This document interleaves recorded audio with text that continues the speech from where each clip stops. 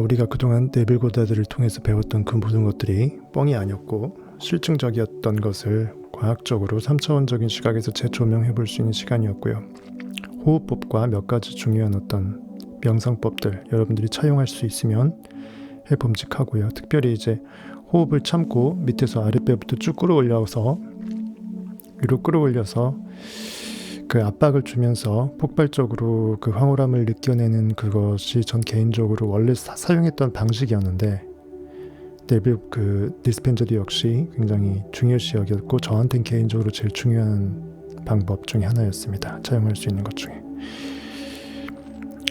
진리의 안, 전시안, 정말 그 진정한 영적인 안목이 깨어나는 것 상징하는 송과선이라는 거, 우리 머리 안쪽에 뇌의 가장 깊숙이 중간 부분에 솔방울 모양으로 아주 미세한 콩알만한 그러한 송과선이 우리의 진짜 영적 눈을 관장한다고 하니까 그 송과선에 대해서 오늘은 한번 심도 있게 봐보는 시간, 오늘하고 다음 시간까지 하면은 맞을 것 같아요. 12장이 그렇게 해서 마무리될 것 같습니다.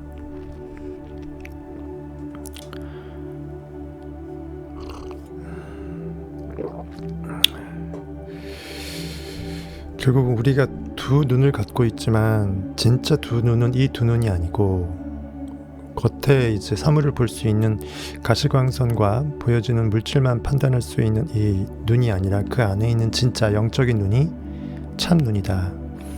이런 이야기도 이 안에 있는 영적인 눈은 뇌의 중앙에 정중앙에 딱 하나가 있고 솔방울 모양이고 송과선인데 진정한 눈은 눈에 보이지 않고 그 이제 가짜 눈만 눈에 그 현실에 눈앞에 보이는 거울을 통해서 볼 수 있는 두 눈이 있다라는 거죠. 진정한 두 눈은 이 두 눈이 아니고 이 눈과 안에 있는 눈인데 안에 있는 눈이 진짜라는 거죠. 그것이 유일한 싱글 아이가 될 것입니다. 진정한 눈은 둘일 수 없다. 우리 영적으로 무엇을 볼 수 있는 진정한 인간의 신적 권능을 상징하는 눈은 우리 뇌 안에 깊숙이 손과 손으로 자리 잡고 있다. 영적인 눈이기 때문에 굳이 두 개가 필요 없죠. 에너지 센터가 그 안테나가 굳이 두 개일 필요가 없습니다. 보이는 것을 봐내기 위해서 눈이 두 개가 필요한 거고요. 우리 머리 안에 있는 진짜 눈은 보이지 않는 것을 느껴내는 눈이기 때문에 온 우주 에너지 파동과 하나가 될 수 있는 눈이기 때문에 안테나가 굳이 필요 없이 두 개가 필요 없다라는 거죠. 하나로 족하다는 것입니다. 그것이 싱글 아이. 송과선 재미있는 시간입니다. 좀 어려울 수도 있지만 여러분들한테 유익한 시간이 될 것 같습니다. 알파님 어서 오시고요. 이제 당신도 들어가겠습니다. 이제 당신도 알다시피 의식이 되어서 3차원의 감각 세상 너머로 나아가면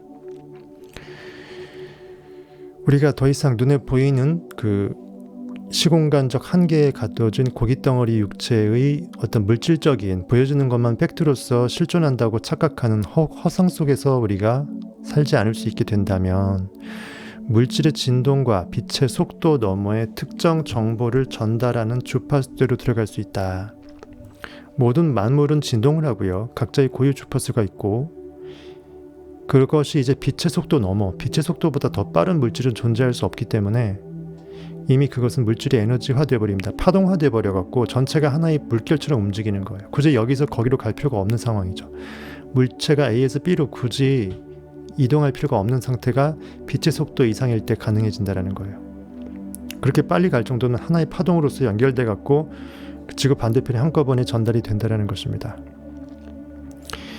우리가 그 눈에 보이지 않는 그 가시광선을 더 넘어선 훨씬 더 주파수가 높은 그런 에너지 파장을 느끼는 영적 눈이 깨어나게 되면 보이는 것에 눈을 감을 수 있고 우리는 비로소 보이는 것에 반응하지 않을 수 있어서 영적인 진짜 눈을 가동할 수 있다. 온 우주와 교신을 해서 온 우주의 그 가장 좋은 것들을 전부 다 빨아들일 수 있다는 거죠. 즉 우리는 의식이기 때문에 의식의 전체 집합 이후에 내가 원하는 것들을 마음대로 넣어서 느껴낼 수 있는 믿음의 권능이 생긴다는 것입니다.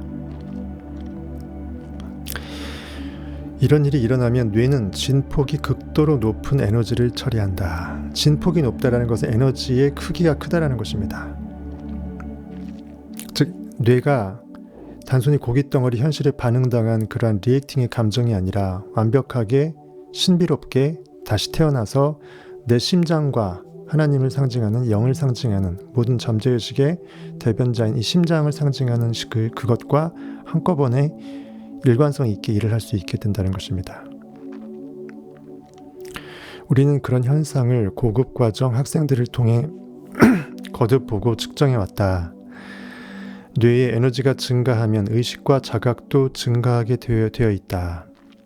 뇌의 에너지가 증가해서 의식과 자각이 깨어나는 게 아니라 거꾸로죠. 의식이 깨어나게 되면 뇌의 에너지가 더 많이 증강돼서 쏴질 것이고 온 우주에 있는 에너지 주파수가 송가선을 통해서 더 느껴질 것이기 때문에 어쨌든 물질적으로 관점에서 본다면 이렇게 보시면 됩니다.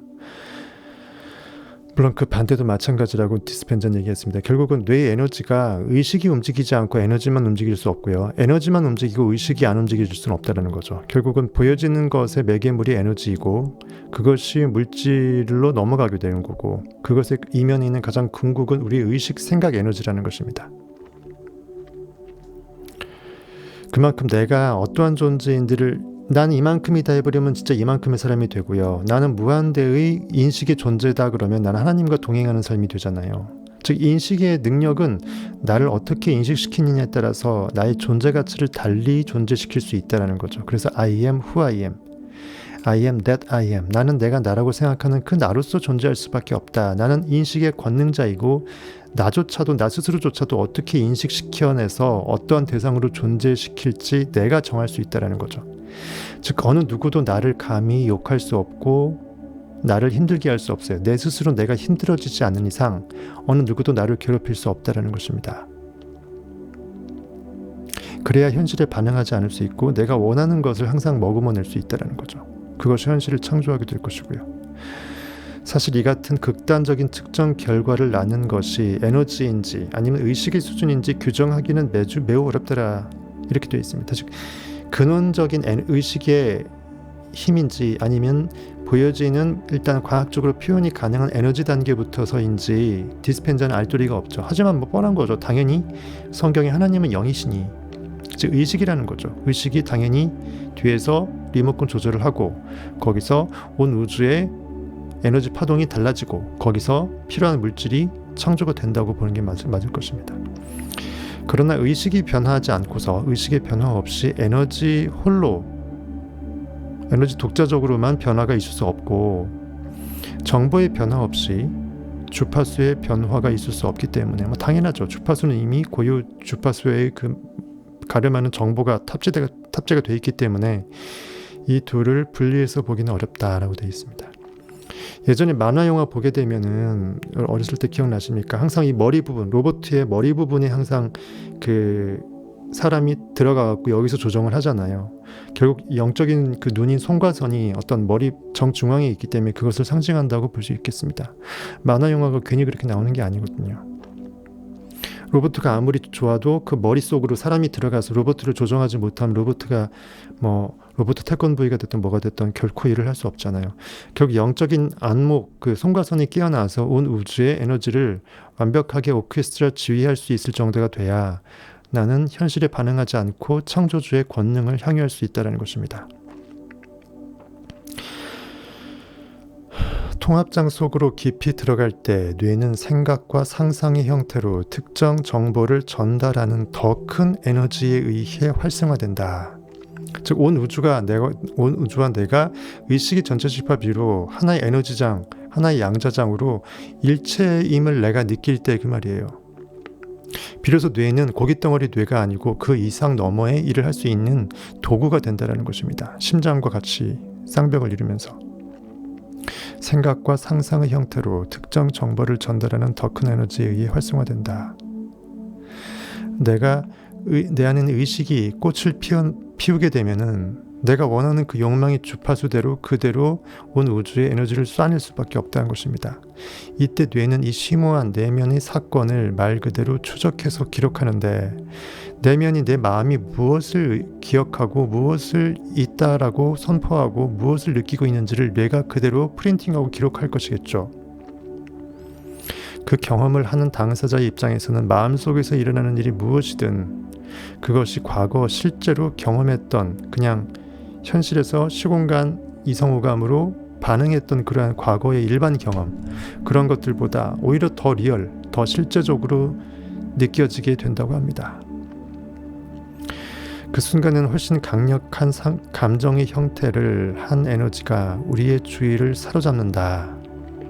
영적 체험이 그만큼 너무나 신묘막측하고 신비롭지만 너무나 리얼하기도 하다라는 거죠. 4차원 신비롭다고 해서 그게 막연하게 애매모호하고 몽롱한 게 아니라는 거죠.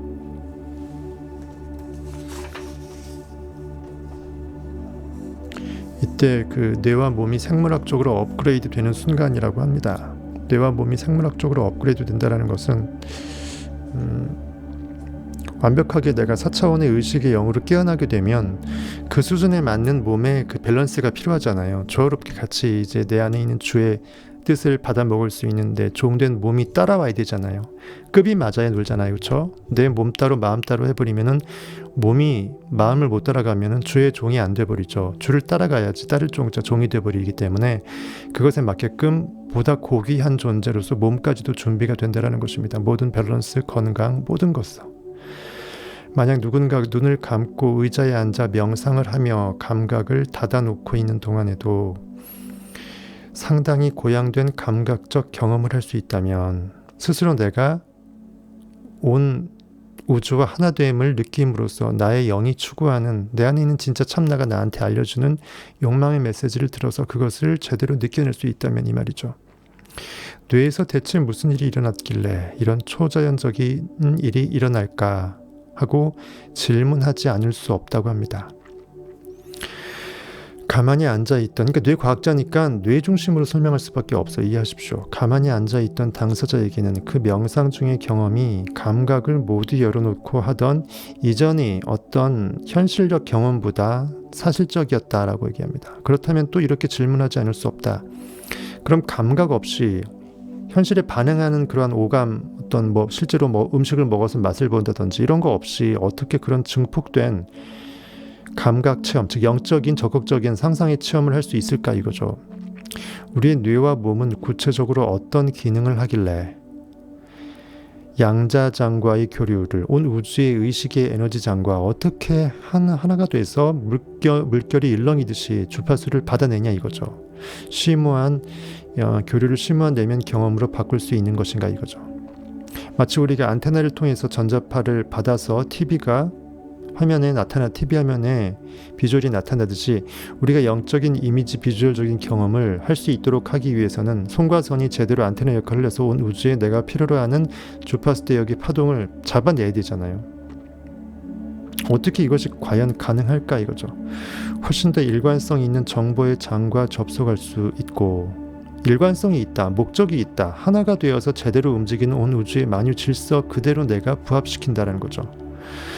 그것이 우리 내면에 그토록 자극적인 사건들을 만들어낸다면 그런 초자연적인 현상을 신경학적, 화학적, 생물학적으로도 설명할 수 있어야 한다라고 디스펜전 얘기합니다. 끝까지 과학자적 관점에서 있어야 된다고 얘기하죠. 하지만 제 생각에는 설명할 수 없는 부분이 훨씬 많다고 생각합니다. 느낄 수는 있지만 언어로서 도저히 표현이 안 돼요. 진리의 세계는요. 그래서 토마스 아퀴나스가 신학대전을 쓰다가 절필을 할 수밖에 없었다는 거죠. 도저히 인간의 언어로 내가 부질없다라고 표현한 거예요. 실질적으로 자기 영적인 그 선포입니다. 베끼든 거죠. 3차원의 세계의 시각으로 4차원의 그 진리를 제대로 다 알기도 어렵은 대로 표현은 더더더 불가능하다는 거죠. 우리 몸의 어떤 체계, 기관, 분비선, 조직, 화학물질, 신경 전달물질, 세포가 그런 강렬하고 심오한 내면의 경험을 일으킬까? 우리 몸 안에 활성화되기만을 기다리며 잠자고 있는 생리적 요소 같은 게 있는 걸까? 온갖 이렇게 물음표를 달아보고 있습니다. 먼저 이 장에서 소개하는 내용의 토대가 될 의식이 어떤 의식의 4가지 상태가 있다고 하는데요. 이 4가지 의식 상태부터 알아보자고 합니다. 첫 번째는 깨어있는 상태, wakefulness, 영어로 wake, 깨어나다, 깨어있다, wakefulness라고 되어 있습니다. 이것은 물론 의식하고 자각하는 일반 현실적, 그 뻔한 상태를 말하겠죠. 이성오감이다, 살아있는 거. 두 번째는 잠자는 상태로 마음은 무의식 상태이고 몸은 힐링해서 피로를 풀고 있는, 휴식하고 원기를 회복하는 그 상태죠. 소위 말해서 평상시에 우리가 그냥 잠자는 상태. 세 번째는 꿈꾸는 상태로 몸은 움직이지 못하는 긴장증 상태가 되지만, 긴장증이라는 것은 온몸의 운동 기능이 극도로 억제가 되어서 움직이지 않는, 도저히 움직일 수가 없는 그 상태예요. 그러니까 몸이 긴장할 정도로 뻣뻣해지면서 어안이 벙벙한 그런 상태죠. 영은 깨어있지만 몸은 마치 목석처럼 굳어있는 상태 말합니다. 굉장히 크나큰 영적 체험을 할 때 몸은 가만히 있을 수밖에 없죠. 몸은 움직이지 못하는 상태가 되지만 마음은 시각적 이미지와 상징을 보고 느끼는 변성의식 상태라는 것을 간주해서 이것이 꿈꾸는 상태로 이제 정의가 되었습니다. 마지막으로 일반적으로는 이해 불가한 초월적인 상태가 네 번째로 또 있다고 합니다. 이 상태에서 일어나는 초월적인 일들은 우리 자신을 근본적으로 바꾸고 세상을 보는 방식도 영원히 바꾼다. 영적인 초월적인 신비적인 경험을 하게 되면 그것이 훨씬 더 고차원적이고 근원적인 나의 존재를 자극시키기 때문에 내 존재가 어떤 의미인지 완벽하게 신 그 자체로서 100% 깨어나지 못하더라도 최소한 지금 현실에 보여지고 있는 이 모습은 확실히 아니라는 것만 확실하게끔 느끼게 되는 상태가 와요. 그때는 완벽하게 내가 하나님과 완벽하게 동등한 정도로 꼭 완벽하게 진리 자체가 네빌 고다드 부활 경험한 것처럼 그렇게까지는 되지 못한다 할지라도 최소한 보여지는 현실에 반응은 안 당할 수 있을 정도의 업그레이드는 된다는 거죠. 그것이 진리에 깨어난 상태거든요. 그것을 말하는 거겠습니다. 더 이상 루비콘 강을 한번 건너버리게 되면 다시 거슬러서 올 수가 없다는 거죠. 소프트웨어가 한번 업그레이드가 되면 다시 다운그레이드를 억지로 하려고 해도 할 수가 없다는 거죠. 이 장에서 나는 그런 초월적인 경험에 대해 내가 생물학적, 화학적, 신경과학적으로 이해한 것들을 최대한 쉽게 설명해 보려고 한다라고 디스펜자는 얘기합니다. 그러니까 네빌 고다드는 순전히 영적으로, 형이상학적으로 진리 그 자체를 완벽하게 그 성경 베이스에 비유적으로 이렇게 까발렸다면, 디스펜자는 완전히 반대 방향에서 현실의 과학적인 눈으로 과학 너머에 있는 신비로운 그 실체를 한번 조망해 보려고 노력했다라는 거죠. 그래서 저는 인천 상륙작전이라고 제가 빗댄 게, 디스펜자를 네빌 고다드 한꺼번에 하게 되면 어떠한 일이 벌어질까라고 제가 이제 둘 다 성경 베이스 해석을 하면서 제가 이제 이것을 하게 됐던 거죠. 먼저 그 모든 일이 일어나게 하는 멜라토닌이라는 분자부터 시작해 보자고 얘기합니다. 멜라토닌이 굉장히 중요한 역할을 하고요.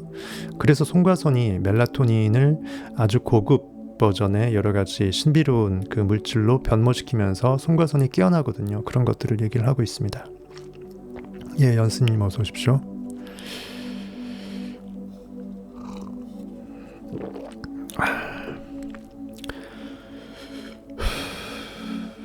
꿈꾸는 신경 전달 물질, 우리가 정말 진짜 이상 드림, 현실이라는 꿈에 갇히지 않고 꿈속에서 제대로 된 꿈을 꿔서 역의 역으로 가서 의식이 영원의 이 세상에 완벽하게 하나님과 함께하는 그 세상으로, 천국으로 이끌어지는 그러한 꿈의 신경 전달 물질이 멜라토닌이라고 합니다. 보통 잠을 오게끔 하는 그러한 물질이기도 하고요. 밤 시간에 잠재의식이 깊이 침잠할 수 있는 수용성을 극대화시키는 그런 알파파, 세타파 이렇게 들어갈 수 있는 그러한 호르몬이기도 하고요. 아침에 일어나 감각 세상으로 돌아올 때, 아침에 일어나게 되면 일단 빛이 밝고 아침 해가 뜨고 현실이 느껴지고 더 리얼하게 내가 현실의 존재가 되는 것 같은 느낌이 들어서, 명상을 했던 사람도 왠지 아침만 되면은 좀 찝찝하죠. 왜냐면 난 분명히 현실이 아니라고, 보여지는 게 내가 아니라고 분명히 명상을 기껏 했는데 아침에 일어나 보니까 여전히 보여지는 상태였던 거죠. 그래서 약간 아침은 제 경험으로도 조금 더 찝찝합니다. 그래서 아침 명상보단 밤 명상이 저는 더 의미가 있었고, 그것이 좀 더 업그레이드가 되면 아침 명상도 이제 덜 찝찝한 버전으로 바뀌겠죠. 어쨌든 아침에 일어나서 그 감각 세상으로 돌아올 때 눈이 홍채를 통해 빛을 감지하는 순간 시신경 내의 그 수용체들이 뇌의 식교차상이라는 그게 있어요. 식교차상핵이라 불리는 부분에 신호를 보낸다. 해 떴다 이거죠. 그러면 식교차상핵은 봉선핵에 신호를 보내고, 봉선핵은 세로토닌, 즉 낮을 책임지는 신경 전달 물질을 만들어낸다. 뭐 다 필요 없고요. 그냥 아침 해가 뜨면 세로토닌이 만들어진다. 이제 보여지는 현실 세계에서 반응해서 상상 못하는 그런 단점은 있지만 제대로 현실의 각성을 시켜주는 거죠. 그러니까 아침일수록 내가 그 현실에 반응하지 않으려고 노력할 필요가 더 있을 필요 있습니다. 왜냐하면 세로토닌 때문에 현실이 보여지는 것과 팩트로 느껴질 확률이 훨씬 높거든요. 알다시피 신경 전달 물질들은 신경세포들 사이의 정보 전달과 소통을 책임지는 화학적 메신저들이다. 세로토닌도 그런 신경 전달 물질이 하나로서 우리 몸에 대고 이제 일어나서 하루를 시작할 때라고 말한다. 우리한테 하루 제대로 이제 새마을운동 예전에 그런 노래 있듯이 각성해서 이제 깨어날 때다. 알람 역할을 해준다는 거예요. 우리가 감각기관을 통해 들어오는 정보들을 통합하며 외부 세계를 이해하려 애쓰는 동안 세로토닌은 뇌파를 과거의 그 잠자면서 잠재의식이 활성화되었던 그 델타파에서 세타파로 그리고 알파파로 더 나아가서 현실을 자각할 수 있는 완벽한 깨어남의 상태인 베타파로 이렇게 바꾼다고 합니다. 이로써 우리는 다시 한번 자신이 시공간 속에서 육체를 가지고 살고 있음을 인지하게 되는 거죠. 아, 난 팔다리 있었네? 자기 전에 명상할 때는 분명히 나는 그 존재가 아니었는데 내가 원했던 꿈은 이미 이루어져서 난 부르르 떨어버렸는데 깨보니까 난 아직은 통장에 1,000억이 아니고 빵원이네. 비유하자면 이런 상황이 느껴진다는 거예요.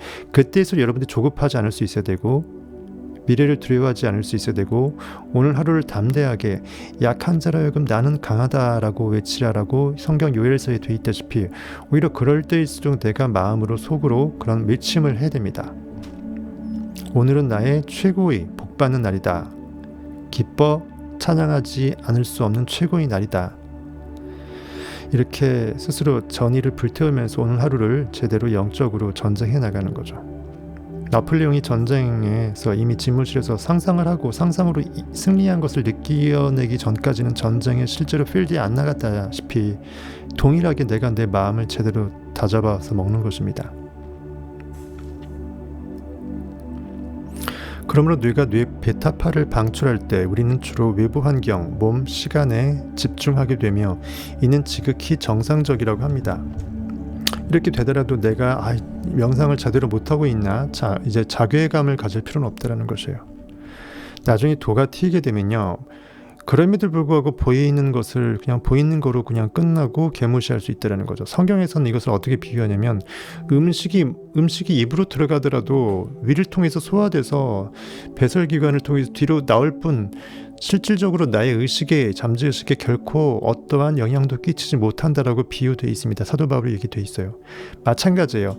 보여지는 현실이 아무리 빵원이라 그래도 내가 그것에 반응하지만 않으면 여전히 그것은 개무시의 대상이 된다는 거죠.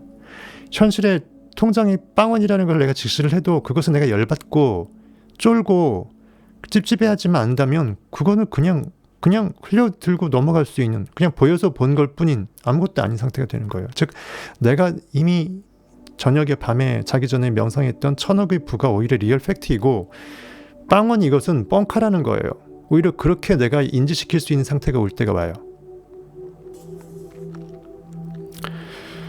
해가 지고 밤이 되면 정반대의 과정이 일어난다. 빛이 부족해지면서 아침과 똑같은 경로로 송과선의 신호가 보내진다. 하지만 이번에는 송과선이 세로토닌을 멜라토닌, 반대의 물질이에요. 즉 밤의 신경 전달 물질, 즉 꿈을 꾸게끔 하는 잠재의식의 수용성을 극대화시키는, 성경적으로 말하면 그 마리아가 진리를 상징하는 그리스도를 제대로 잠재의식에 품어내서 잉태하잖아요. 가장 수용성이 극대화된, 서제스티빌리티가 극대화된 그 상태를 비유한 것입니다.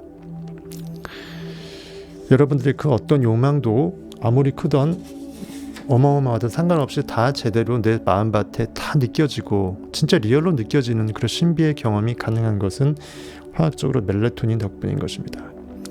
즉 밤의 신경 전달 물질로 바꿔준다. 멜라토닌의 분비가 뇌파를 베타파에서 알파파로 늦추면서 우리는 졸리고 피곤해지며 생각하거나 분석하고 싶어하지 않는 단계가 된다. 현실에 반응하지 않고 선악 판단하지 않고 무엇이 원인이고 결과인지 어차피 보여지는 현실 세계의 결과들끼리 비교하지 않는다라는 거죠. 즉 현실을 개무시한다라는 것입니다.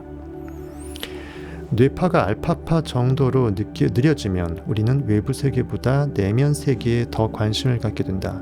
내가 영적으로 각성이 되고 잠재의식의 텃밭에 무엇을 심어낼지를 조금 더 고민하는, 내 뒤뜰에 텃밭이 있어요. 거기서 내가 채소를 뭘 길러 먹을지, 호박을 심을지 오이를 심을지 내 마음대로 내가 느끼고 싶은 대로 심어낼 수 있는 순간이 온다라는 것입니다. 마침내 잠이 들면 몸은 움직이지 못하고 긴장증 상태로 들어가고, 즉 몸은 목석처럼 가만히 있지만 영은 굉장히 열일한다는 거죠. 성경에도 하나님은 졸지도 않고 주무시지도 않는다고 되어 있잖아요. 잠재의식은 활성화되어서 더욱더 일을 합니다. 뇌파는 알파파에서 세타파로 이어서 델타파로 들어가는데, 델타파가 가장 느려진 파동이에요. 완벽하게 이완돼서 정말 집중도 있게 몰입할 수 있는 순간입니다. 이때 우리는 꿈을 꾸기도 하고 깊은 수면에 들어가 원기를 회복하기도 한다. 외부 환경을 리듬에 맞춰 그리고 깨어나 활동하다가 잠에 드는 하루 일과의 패턴, 이는 지구 어디에서 사느냐에 따라 달라진다라고 얘기합니다. 이런 일과의 패턴에 따라 살아가다 보면 뇌는 아침과 저녁으로 아주 정확한 시간에 이 두 화학물질을 자동으로 생산해내게 된다. 한치의 오차도 없이 그 시간에 즉각 나온다는 거죠. 그러니까 우리가 손흥민이 갑자기 우리나라에 오게 되면 시차 적응이 안 되고, 다시 또 영국 들어가면은 다시 또 시차 적응을 또 해야 되고 하는 거죠.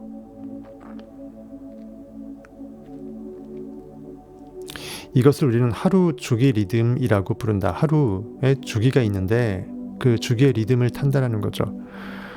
당연한 말을 그냥 용어를 쓴 거예요. 하루 주기 리듬.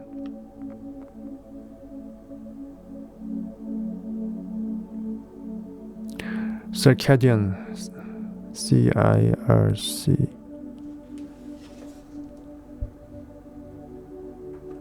C-I-R-C-A-D-I-A-N, circadian 리듬이라고 합니다.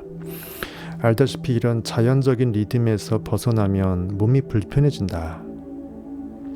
시차로 인한 피로가 그런 예인데, 그런 때는 어느 정도 적응 시간이 필요하다. 기존의 주기 리듬에서 벗어난 몸이 새로운 일몰 환경에 적응하는 데는 보통 며칠 정도가 걸린다. 외부의 3차원 세상과 교류하면서, 다시 말해 우리 몸이 태양과 가시광선 주파수에 반응하면서 제대로 된 화학물질을 제때 분비하려면 그 정도의 시간이 걸린다는 뜻이다. 멜라토닌은 수면 중 급속 안구 운동도 유도한다고 합니다. 그러니까 수면 중에 급속으로 안구가 빠르게 운동하는 그것도 멜라토닌의 역할이라는 거예요. 이것이 영어로 하게 되면 Rapid Eye Movement라고 해서 REM이라고 합니다. 보통 REM 수면이라고 하죠. 잠잘 때 급속도로 안구가 운동하는 Rapid Eye Movement라고 되어 있습니다. REM. 이것은 자면서 꿈을 꾸게 만드는 하루 주기 리듬의 한 단계이다. 머릿속에서 생각과 수다가 잦아들다가 잠이 들어 마침내 꿈꾸는 상태가 되면 현재의식이 좀 죽어주고 잠재의식이 이제 왕성하게 일어나면 이 뜻이죠. 뇌는 내면적으로 이미지, 그림, 상징들을 보고 인식하기 시작한다. 그런데 여기서 멜라토닌이 왜 중요한지 알아보기 전에 잠깐 이 꿈꾸는 신경 전달 물질의 분자 구조부터 살펴보자고 합니다. 멜라토닌 생성 과정은 쭉쭉쭉 돼 있는데요. 그림 12-1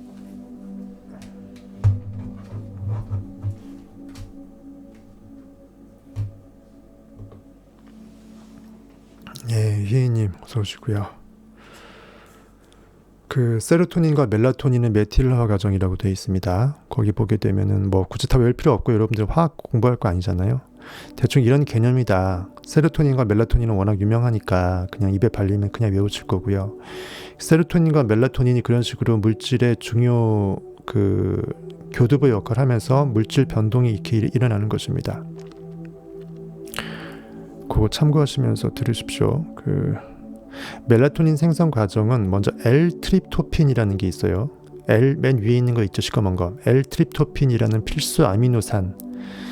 그만큼 우리 단백질 아미노산이 굉장히 중요하다는 거예요. 필수 아미노산에서 시작된다. L-트립토판, 판이에요, 핀이에요. 트립토판이죠. 판을 세로토닌과 멜라토닌 제조를 위한 원재료라고 보면 된다.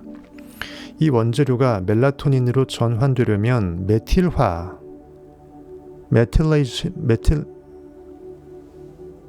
메틸레이션이라고 해서 메틸화라는 일련의 화학적 변화를 겪어야 한다. 우리 화학 시간에 중고등학교 배웠잖아요. 메탄, 에탄, 프로판, 메탄, 에탄, 프로판, 부탄, 펜탄, 헥산 이렇게 해갖고 1, 2, 3, 4, 5 이렇게 해서 다 배웠잖아요. 그렇죠? 메틸알코올, 에틸알코올 이렇게 여러분들 다 알잖아요. 그런 거예요. 메틸화라는 일련의 화학적 변화를 겪어야 한다. 메틸화는 탄소 하나와 수소 3개로 이루어진 메틸기를 생성한다.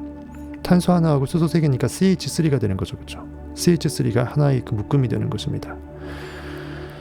이 메틸기를 우리 몸에서 벌어지는 DNA의 복구, DNA가 망가졌으면 복구시키든지 유전자의 불을 켜고 끄든지 감염균을 퇴치하든지 생각하기 등등의 중요한 기능들에 적용하는 과정을 뜻한다고 합니다. 이 경우에는 메틸화가 멜라토닌 생성 과정에 부분적으로 관여한다고 합니다. 메틸화가 되면서 멜라토닌 생성이 일부 된다는 거죠. 그림 12-1이 메틸화 과정을 잘 보여준다. 메틸기 구성은 매우 안정적이기 때문에 이 5에서 6면으로 된 기본적인 고리 구조는 일련의 화학 반응이 일어나는 동안에도 같은 모양을 유지한다. 그 고리가 그 분자 구조가 깨어지지 않는다는 것이에요.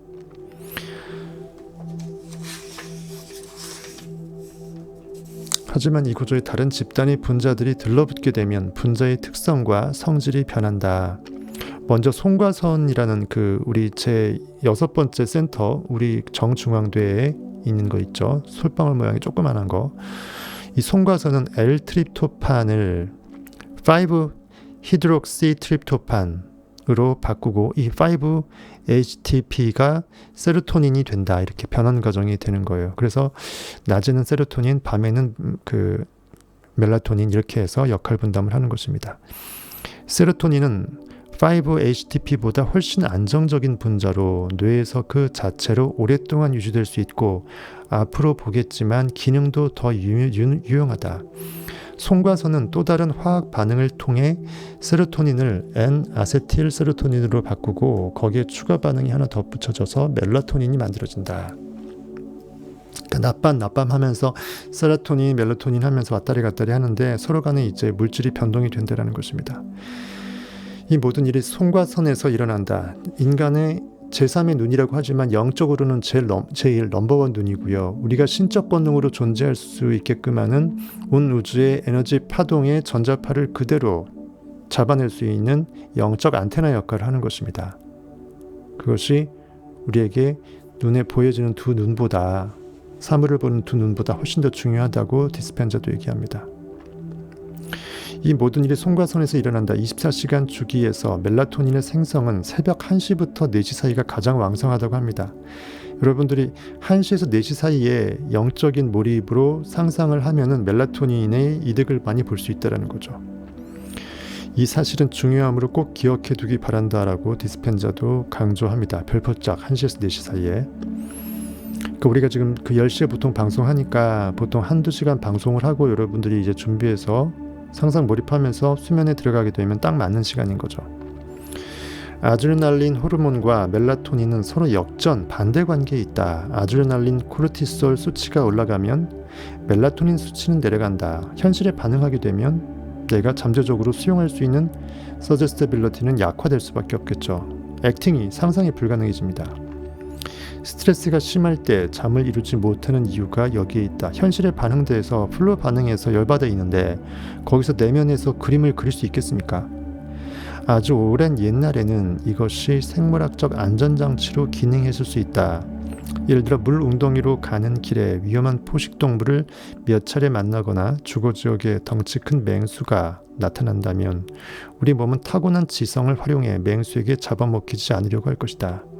이러한 경우에는 자거나 쉬는 것보다는 생존이 더 중요하다. 당장의 반응해서 100m 주행랑을 쳐야 된다는 거죠. 잠을 자다가 위험에 처한 것보다는 밤새 깨어있는 쪽이 살아남는 데 더 유리하기 때문이다. 해학적으로 써놨네요.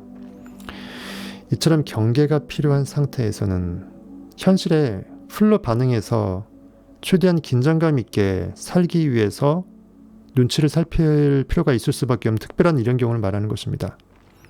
아무리 쉬려고 해도 좀처럼 잠을 자서 원기를 회복할 수 없다. 코르티솔 같은 생존 화학 물질이 생존 유전자의 불을 밝히기 때문이다. 커다란 송곳니를 드러내며 으르렁거리는 검치호랑이. 검치호랑이라는 것은 아주 예전에 그 고대 정말 호랑이가 이런 게 있었다고 합니다. 검치호랑이로 인한 스트레스가 아니라 매일처럼 만날 수밖에 없는 배우자와의 불편한 관계로 인한 스트레스라 하더라도 그런 만성적인 스트레스는 우리 몸의 생존 체계를 계속해서 활성 상태로 있게 만든다. 이제 우리 계속 풀로 스트레스를 머금고 그 상태로 살아간다는 거예요. 계속 내 몸은 화학적인 독성 물질을 분사시키고 몸은 그거에 중독되어서 병들어 있고 계속 그 상태가 되는 거예요. 이제 우리 몸의 이 안전장치가 되레 우리 몸을 위험에 빠뜨린다. 이런 종류의 만성 스트레스는 멜라토닌의 수치, 즉 심지어 세로토닌 수치까지도 떨어뜨린다고 합니다. 밤만 죽이는 것이 아니라 낮도 죽인대요. 따라서 몸의 항상성을 무너뜨린다. 항상성, 몸이 일관성 있게 나의 나됨을 추구할 수 있는, 항상 그렇게 유지시킬 수 있는 그런 지속 가능성이 파괴가 된다는 거예요. 면역력이죠, 쉽게 말해서. 그 반면 코르티솔 수치가 떨어지면 멜라토닌 수치는 다시 올라간다. 현실에 반응하지 않을 수 있게 되니까 상상할 수 있게 되는 거죠. 리액트하지 않을 수 있으니까 액트할 수 있습니다.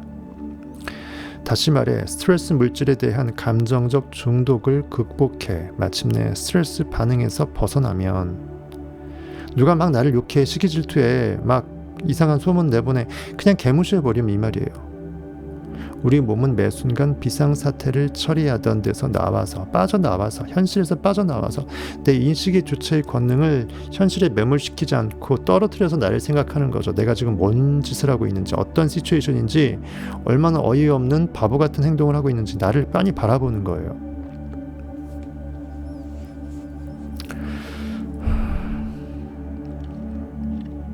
장기 프로젝트를 구축하는 일로 들어갈 수 있다. 진정한 나의 미래를 꿈꾸는데, 나의 잠재력을 키워서 길어 올리는데 그것에 나를 에너지를 모두 집중시킬 수 있다는 것입니다.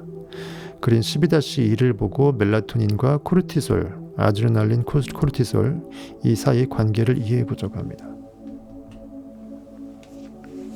반대예요. 별거 없습니다. 아드레날린 호르몬과 멜라토닌 사이의 역전관계, 내려가면 올라가고 올라가면 내려갑니다. 리액트하게 되면 액트할 수 없고요. 리액트하지 않을 수 있게 됐을 때 더 액트는 강렬하게 할 수 있습니다. 내가 원하는 꿈은 현실에 눈을 감을 수 있는 만큼 할 수 있어요.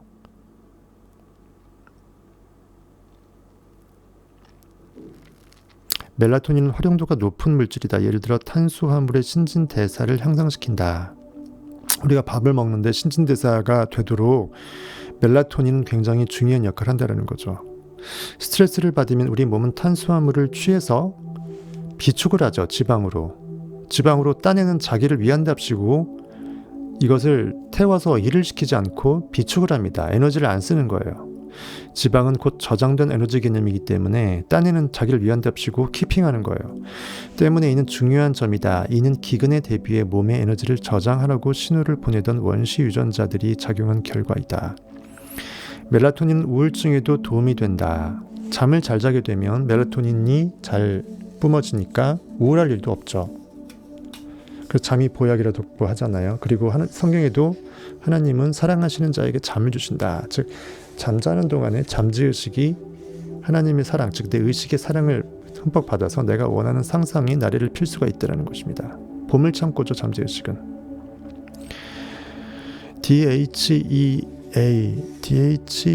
DHEA 노화 방지 호르몬의 수치를 늘린다는 사실도 입증되었다.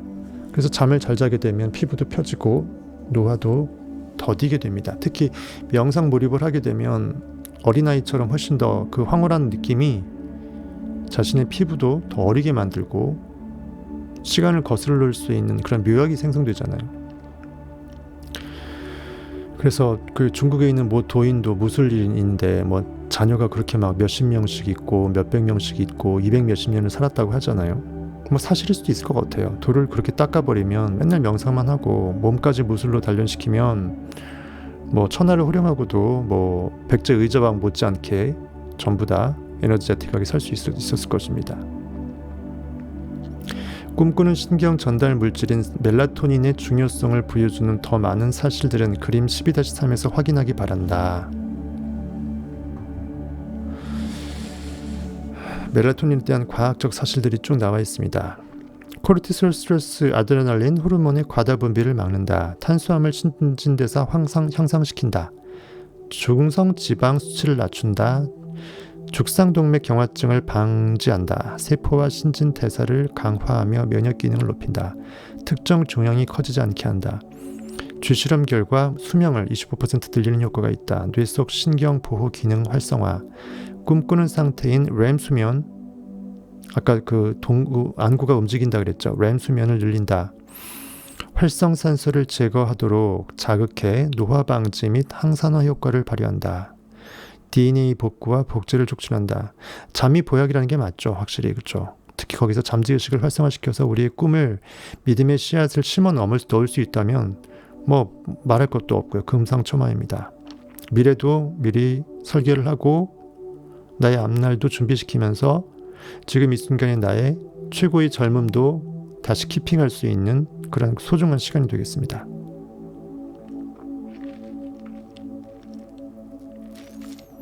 이제 지금까지 이 책을 통해 배운 모든 정보들에 대해 좀 더 깊이 들어갈 때가 온 것 같아 심화학습을 할 때가 됐다고 해요.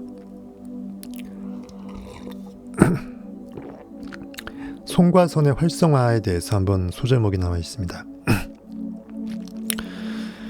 나는 많은 시간을 들여 송과선의 조직과 그 대사 물질들을 연구하는 전문가들을 찾아다니고 스스로도 송과선을 연구해왔다. 대체 그 솔방울 모양이 조그만한 그 콩쿠기밖에 안 되는 그것이 대체 뭐길래 뇌의 중심에 그대로 자리하면서 이렇게 지존의 역할을 할 수 있을까 이거죠. 나의 관심은 내가 알아낸 것들을 고대의 미스터리들과 연결하는 데 있다. 두개골, 해골, 골고다 언덕에 십자가를 받고 거기에 지저스, 하나님이 죽으셨다라는 성경의 그 이야기도 여기에 연관이 없지 않을 수 있을 것 같아요. 어차피 뇌하수체가 이제 머리 꼭대기니까 거기서 조금만 십자가를 받게 되면은 십자가 밑둥이가 어디까지 올 것 같아요? 뇌 중심까지 오겠죠. 그럼 거기에 송과선하고 연결되지 않겠어요?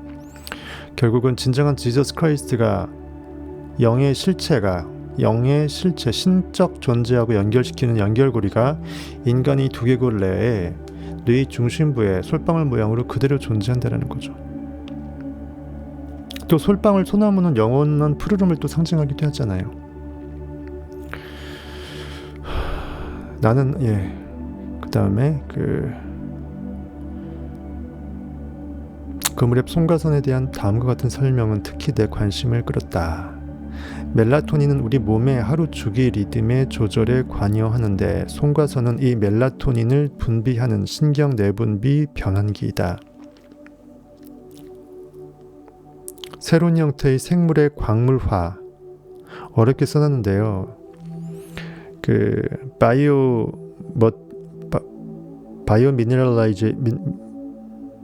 바이오미네랄라이제이션이라고 해서요. 그 인간이 새로운 형태의 생물의 광물화가 인간이 송과선에서 연구되었고, 이렇게 생성된 광물은 송과선 안에 실제로 미네랄 광물이 있다는 것입니다. 길이가 20미크론보다 작은 미세 결정체들로 구성되어 있다.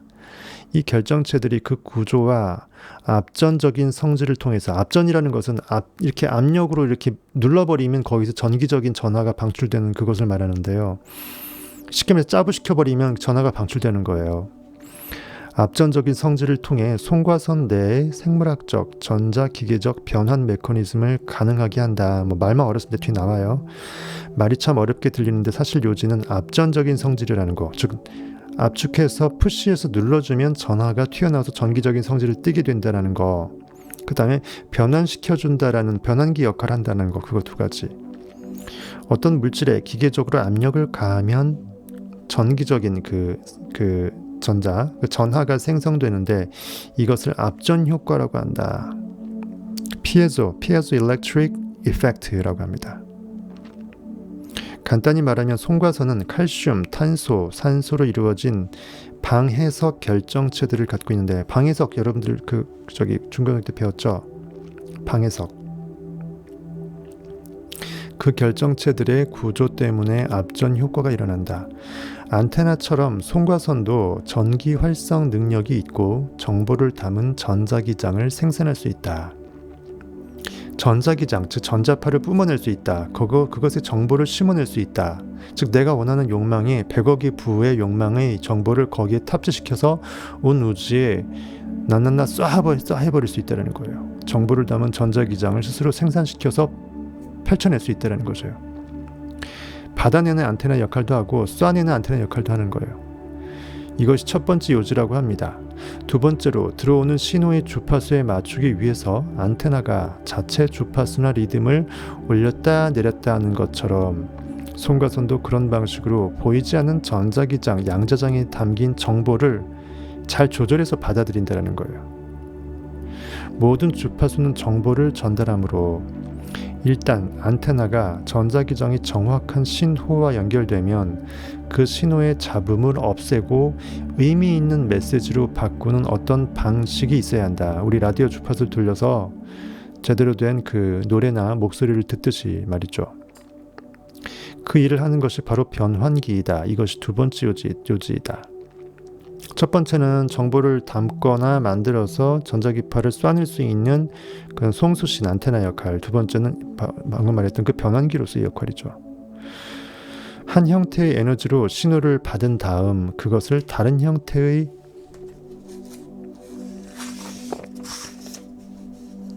에너지 신호로 바꾸는 일을 하는 것이 글자 그대로 바꾼다, 변환기다. 지금 당신 주변을 한번 보자. 당신이 앉아있는 공간은 TV, 라디오, 와이파이 전파들로 가득하며 따라서 보이지 않는 전자기 에너지의 서로 다른 주파수들이 혼재해 있을 것이다. 눈으로는 보이지 않지만 분명 그곳에 있다. 예를 들어 TV 신호를 전달하는 특정 주파수가 있을 테고 TV 안테나는 그 신호를 TV 스크린의 그림으로 변화시킨다. 라디오 FM 방송 신호를 전달하는 주파수도 있을 텐데 라디오 안테나가 그 신호를 우리가 귀로 들을 수 있는 음악으로 바꿔준다. 앞에 인용문에서 하는 말은 송과 선이 신경 내분비 작용을 하는 변환기이고 뇌 안에서 신호를 받아 이를 변환할 수 있다는 것이다.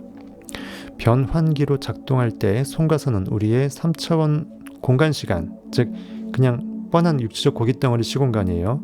감각 기반의 현실 너머에서 오는 현실 너머, 즉 4차원의 의식의 영역에서 양자장의 보이지 않는 세계의 영역에서 원인 세계의 영역에서 넘어오는 그것이에요.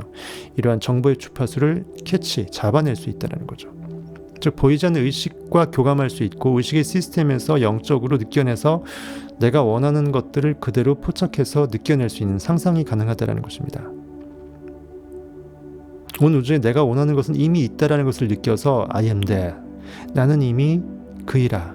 나는 다 이루었도다. 나는 이미 성취되었다라고 내가 완벽하게 느껴낼 수 있다는 거예요. 송과선이 일단 활성화되면 이 공간시간 개념, 즉 그냥 시공간에 한계 지어진 이것보다 높은 차원들, 즉 4차원의 세계죠. 이것으로 연결되어 들어갈 수 있다는 뜻이다. TV 안테나처럼 송과선도 그 주파수들에 담긴 정보를 우리 마음속의 강렬한 이미지로 초현실적이고 생생한 초월적 경험, 예컨대 형언할 수 없을 정도로 다감각적이고 높은 비전 같은 비전, 눈에 육의 눈으로 보이지 않지만 영의 눈으로 느껴내서 볼 수 있는 그 모든 것, 그런 것들로 바꿀 수 있다. 그래서 우리가 명상을 할 때 우리가 원하는 것을 느껴낼 수 있고 그것을 비주얼라이징 할 수 있고 실감나게 연기할 수 있고 나를 축복해주는 그 사람의 얼굴에 미소가 환해서 진짜 실제 같을 정도로 느낄 수 있다는 것은 이 송과선이 영적으로 이미 온 우주에 나의 꿈이 이루어진 상태가 이미 있음을 느껴서 그것을 포착해서 받아들여서 내 영적인 디스플레이에 펼쳐주기 때문이라는 거죠. 쉽게 말해서 그렇습니다. 이것은 다차원적인 IMAX 영화를 보는 것과 조금 비슷하다.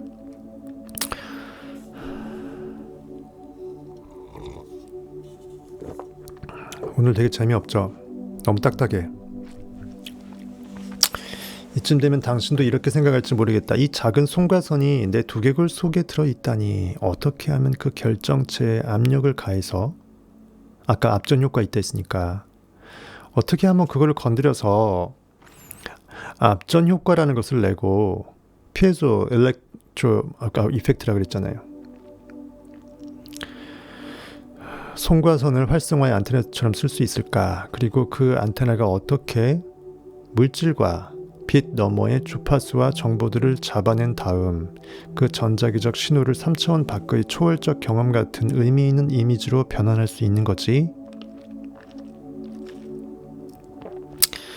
송과선이 활성화되려면 4가지 중요한 일이 일어나야 한다고 합니다. 나는 여기서 그중 3가지를 설명하고 나머지 하나는 나중에 명상법 소개 시간에 설명하겠다고 합니다. 그러니까 송과선이 활성화되려면 필요한 3가지, 4가지 중에 3가지를 얘기하겠대요. 먼저 압전 효과, 푸시시킬 수 있어야 된다.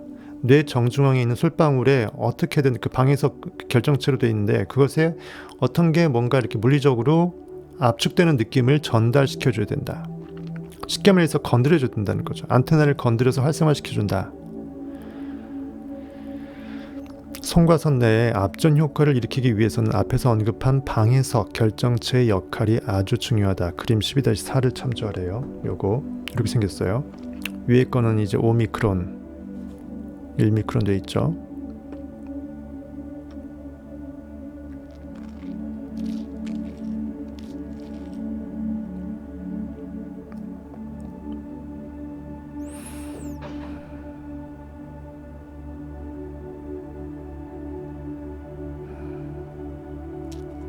이래서 20미크론밖에 안 되는 미세한 결정체들이다. 인간의 머리카락 한 올 너비의 100분의 1에서 4분의 1 정도 크기에 걸쳐 있다고 하면 얼마나 작은지 상상이 갈 것이다. 거의 눈에 안 보인다라는 거죠.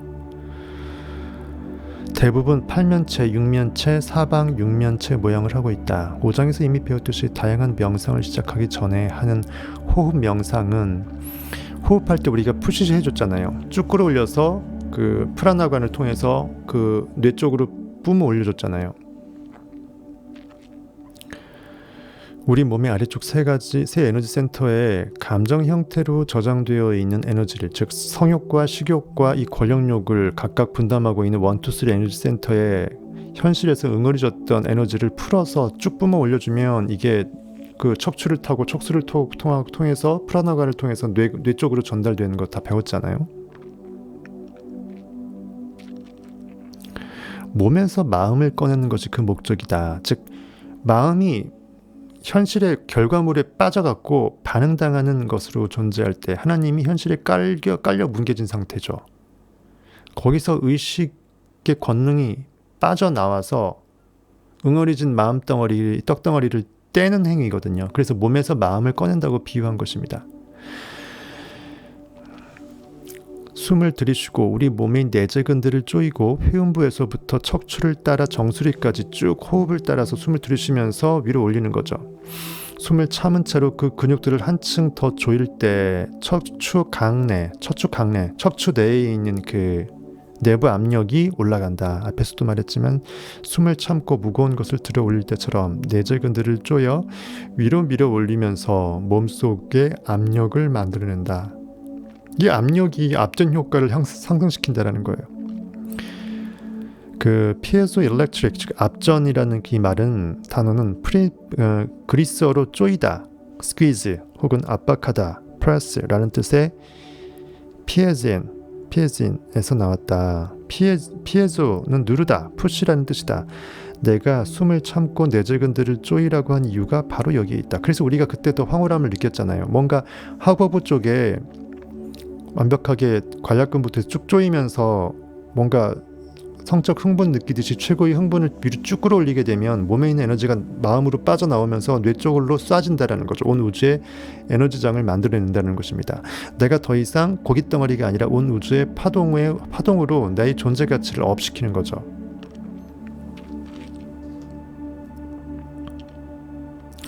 그렇게 할 때 우리는 뇌 척수액을 압박해 송과선까지 밀어 올림으로써 척추를 타고 척수액이 있잖아요. 즉 프라나관이라고도 하죠. 그래서 쭉 올리는 거예요. 송과선에 물리적인 압력을 가할 수 있다. 바로 이 물리적인 압력이 송과선 입장에서는 전하로 번역이 되는데, 송과선 안에 쌓여 있는 결정체들을 압박해 압전 효과를 일으키는 것이 바로 이 행위이다. 즉 송과선의 결정체, 그 방에서 그 결정체들이 우리가 가하는 압박에 반응해서 전하를 산출하는 것이다 라고 되어 있습니다. 이 압전 효과는 독특하게도 되돌릴 수 있는 성질을 갖고 있다. 다시 백도 가능하다라는 거예요. 다시 말해 압전 효과를 낸 바로 그 물질들, 결정체들이 반대의 압전 효과, 반압전 효과도 낼 수 있다는 뜻이다. 송과선의 결정체들이 압력을 받아 전하를 만들어낼 때 송과선으로부터 방출되는 전자기장이 커지는 만큼 그 결정체들도 점점 더 커진다. 부풀어 오르면서 에너지장도 더 커진다라는 거죠. 뿜어내니까 이 결정체들이 전자기장을 최대한 생산해서 더 이상 커질 수 없는 그 한계에 다다르게 되면 다시 줄어들거든요. 이때 결정체들이 수축하고 전자기장도 방향을 바꿔 다시 송과선 안쪽으로 움직인다. 거둬들이는 거죠.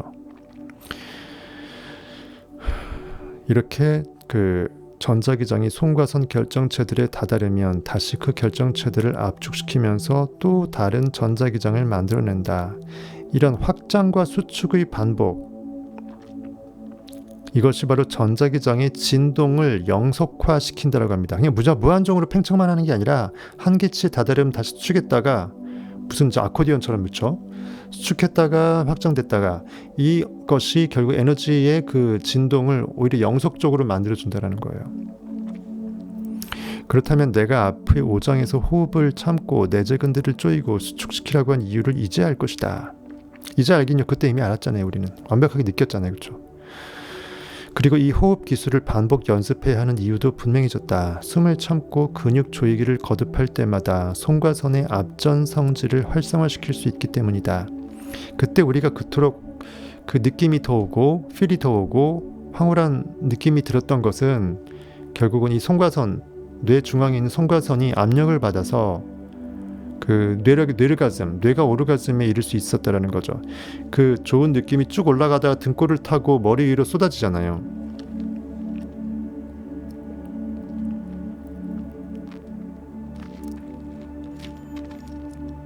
이 호흡을 많이 연습할수록, 이 호흡 명상법을 자주 할수록 전자기장의 이런 확장과 수축되는 그 주기가 그만큼 더 속도를 내고 진동도 빨라진다고 합니다. 수축과 확장이 계속 이제 빠르게 이제 반복될 수 있는 그러한 성능이 더 좋아진다는 거죠. 이제 송과선은 진동하는 안테나가 되어서 아주 빠르고 미세한 전자기장 주파수들을 잡아낼 수 있게 된다. 더 민감하게 되고 더 고주파의 에너지를 더 잡아 끌어서 나한테 가져올 수 있는 힘이 생긴다는 것입니다. 예를 들어서 100억 부만 내가 끌어당길 수 있는 상상력의 존재가 달란트가 성경에서도 계속 늘어나고 비유가 됐듯이 5달란트에서 10달란트, 상상력 이용하지 않은 한 놈 하나 뺏어서 11달란트가 됐잖아요. 그것처럼 계속 내 달란트가 늘어나는 것을 비유할 수 있어요. 100억 부를 상상할 수 있었다 나중에 1000억 부도 상상할 수 있게 되고 그런 거죠. 그림 12-5를 자세히 보자 라고 되어 있습니다. 5장.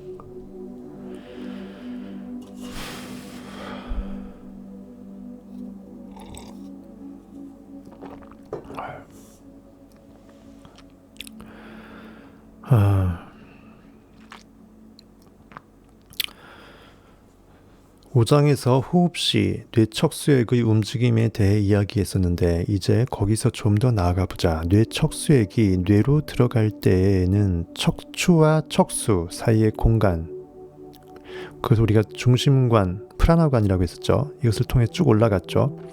그 중심관 끝에서 뇌척수액은 두 방향으로 흘러간다. 하나는 제4뇌실을 거쳐 제3뇌실로 흘러간다.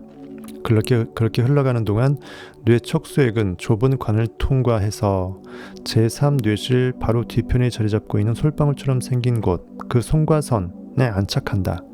이 송과선은 좀 큰 쌀알 정도의 크기이다. 쌀보다 크고 콩보다 작아요. 그렇죠? 뇌척수액의 다른 갈래는 소뇌를 감싸듯 흘러 송과선의 다른 쪽에 가 닿는다. 양방향에서 푸시하는 거예요. 따라서 양방향에서 온 이 뇌척수액이 송과선 전체를 양쪽에서 사이드로 이렇게 압박하게 되는 거죠. 척추 강내 압력을 높이면, 우리가 항상 그 호흡법을 통해서 쭉 제대로 푸시해서 끌어올리면 제3뇌실과 소뇌 주변 공간에도 그만큼 더 많은 뇌척수액이 들어가게 되어 있다. 뇌척수액이 들어가면 압력은 더 세질 거 아닙니까? 호흡을 참고 내재근들을 조일 때 뇌로 올라오는 이 여분이 뇌척수액이 송과선의 결정체들에게 양방향으로 압력을 가해 압전 효과, 피에조 일렉트릭 압전 효과를 일으키는 것이다. 이것이 송과선 활성화에 필요한 첫 번째 일이다. 제일 중요하대요. 그래서 호흡법이 중요하다. 멍 때리면서 그냥 아무리 상상하는 것보단 숨을 들이쉬면서 하복부를 쭉 밀어서 조이면서 참으면서 점점 압력을 더 극대화시키는 거죠. 그리고 내가 상상하는 최상의 황홀한 것을 더 느껴내는 거죠. 현실감 있게 진짜 지금 이 순간 이미 이루어졌다라고 내가 착각하면서 불을 떨게 되면 더 실감이 나면서 그 황홀함이 증대될 수 있었던 그 이유가 바로 그 압력이 척수를 통해서 쭉 타서 뇌에 그 제대로 된 그 송과선을 양 사이드에서 눌러버린다는 거예요. 그러면 뇌가 오르가즘에 오르게 되고 나중에는 이 6번째, 7번째 정수리를 넘어서서 8번째 제8 에너지 센터까지 뿜어져 간다라는 것입니다.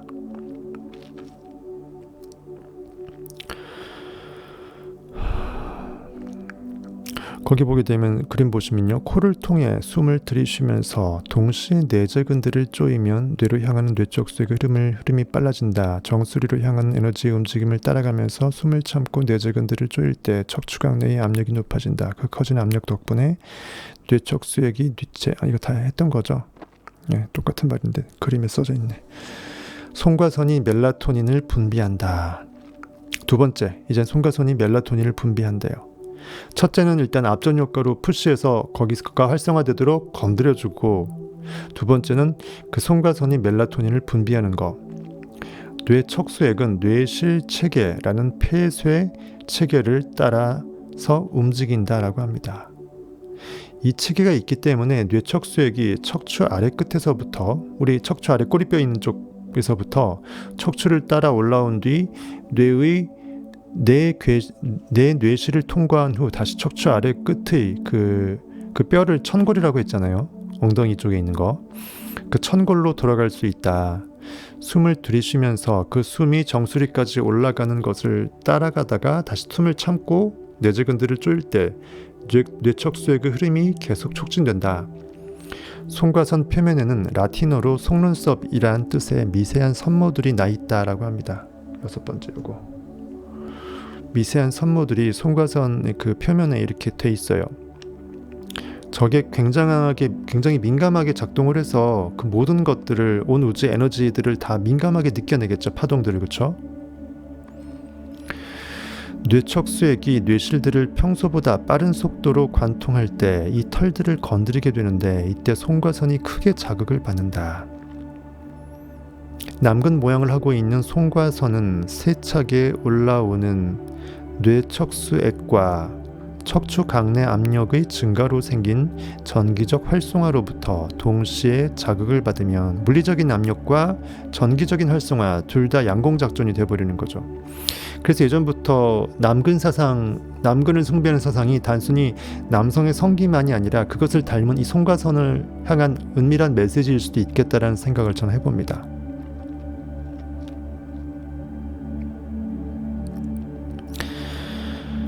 멜라토닌이 더 업그레이드된 매우 심오한 대상 물질들을 뇌로 내뿜게 된다. 그러니까 송과선이 이렇게 활성화돼 버리면 평소에 그냥 일반 멜라토닌이 아니라 훨씬 더 증강된, 최고조로 증강된 진짜 신의 물질이 된다는 거죠. 그것을 내뱉는 것입니다. 이제 우리는 송과선을 활성화해 초월적 경험을 하는데 한 걸음 더 가까이 다가가게 된 셈이다.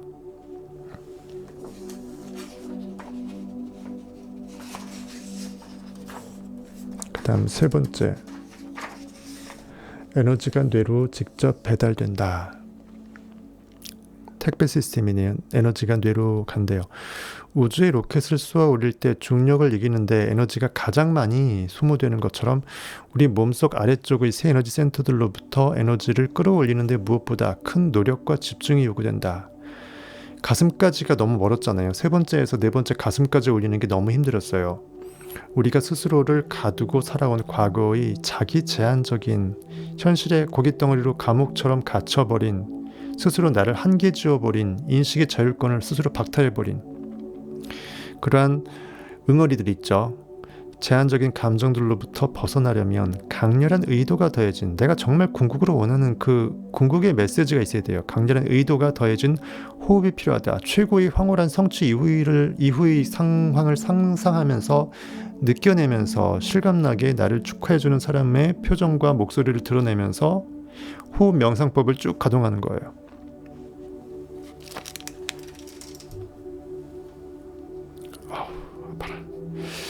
척추를 통해 이 에너지를 전달하며 이 에너지가 도달해야 할 최종 목표는 바로 정수리이다.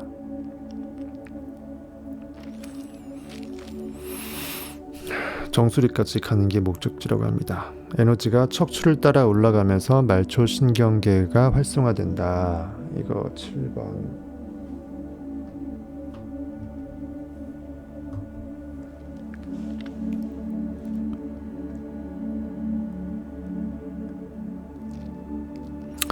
에너지가 몸에서 풀려나 뇌로 올라갈 때 척추뼈 사이사이에 있는 척추신경을 모두 건드린다.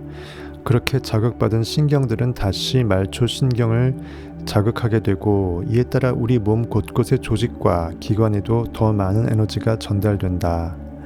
그 결과 온 몸 전체에 더 많은 에너지가 전달된다. 그래서 우리가 명상을 해서 황홀함에 젖게 되면 마치 말초신경을 극단으로 자극한 것처럼 그런 성적 흥분 비슷하게 느껴지는 게 바로 이 이유였고, 특히 척수관을 통해서 척추를 통해서 쭉 뭔가 이렇게 올려져 가는 황홀한 느낌이 머리 쪽으로 전달돼서 뚫어져 나가잖아요. 그것이 결국 송과선이 완벽하게 마치 그 완벽한 성적 흥분에 의해서 남근이 발기되는 것처럼 남근 모양의 송과선이 이렇게 완전히 깨어나는 거죠. 그렇게 비유할 수 있겠습니다.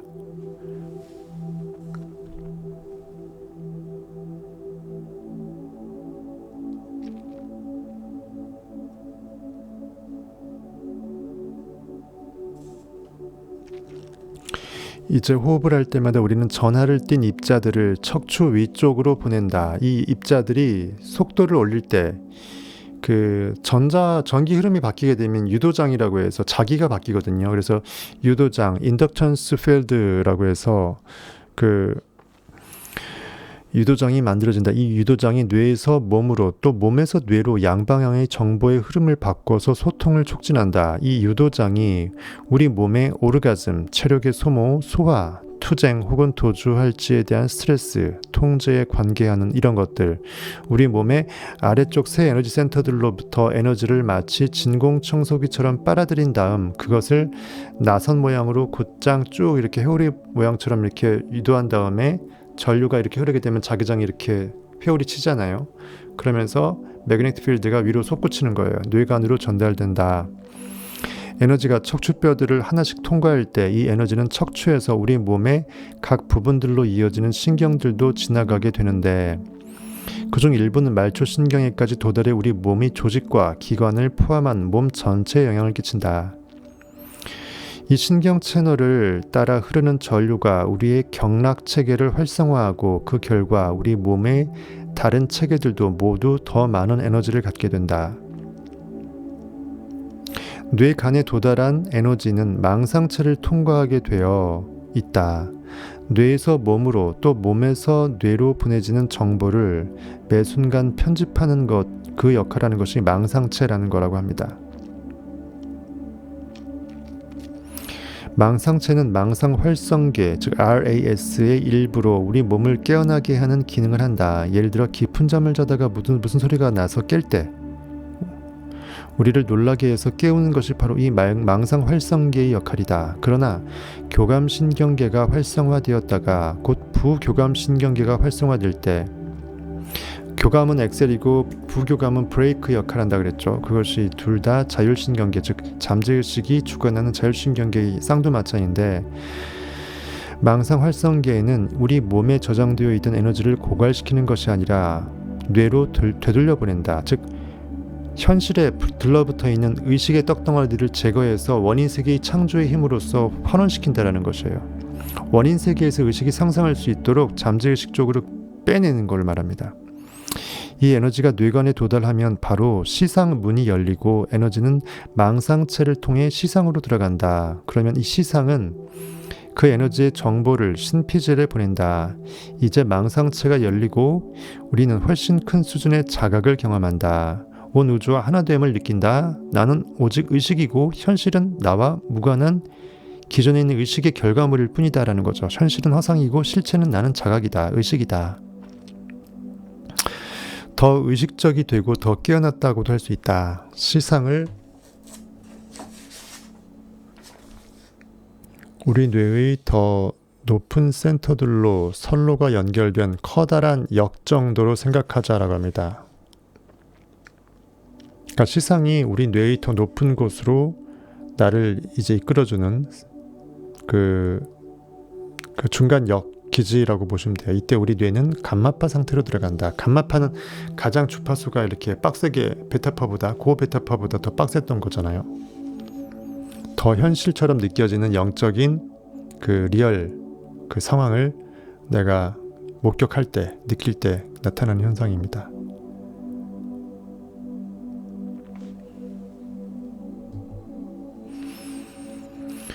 두 시상과 그 사이에 뇌의 뒷면을 보며 앉아있는 송과선, 그러니까 두 개 모자 두 개 쓰고 있는 게 시상이고요. 시상 두 개 사이에 송과선이 이제 조그만한 그게 돼 있죠. 그게 송과선이고,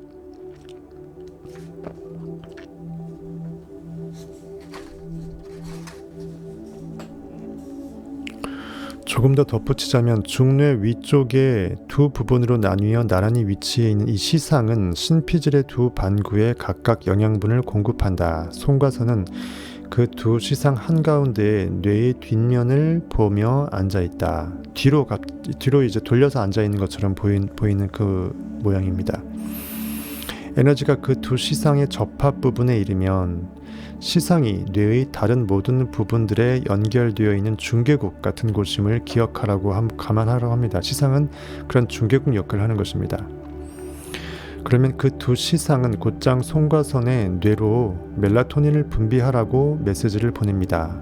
그 결과 사고를 담당하는 신피질이 깨어나고 뇌파가 감마파 같은 고뇌파 상태에 들어간다. 즉 현실에 반응당하는 것이 아님에도 불구하고 더 현실처럼 느껴지는 영적인 상황을 그대로 감지해서 그 신피질까지 깨어나서 완벽하게 마치 현실처럼 더 느끼는 영적인 그 체험 상태를 그대로 준비시킨다라는 거예요. 당연히 뇌파도 그 고베타파보다 더 빡센 감마파가 되겠죠. 멜라토닌의 화학적 파생물들은 그 성질상 몸의 긴장을 풀어주는 동시에 마음은 깨어나게 해준다.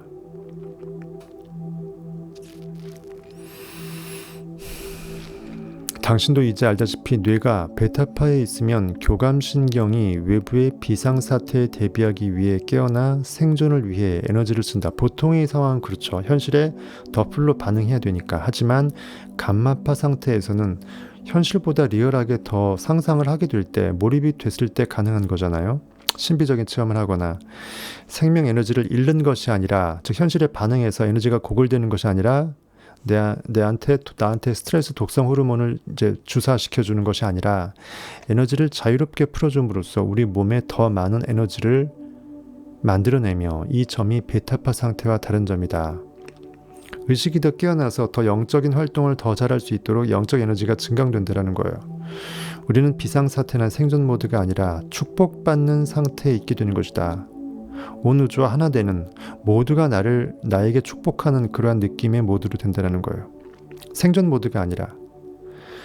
이때 교감신경계가 깨어나는 것은 우리 내면에서 일어나는 일에 더 집중하기 위해서이다. 보통 교감하게 되면 현실에 반응하기 위해서, 리액트하기 위해서 엑셀을 밟아서 스포츠카 엑셀을 밟듯이 교감신경계가 깨어나는데 거꾸로 이때는 영적으로 정말 리얼하게 체험하고자 교감신경계 엑셀레이터가 밟혀지는 거라는 거예요.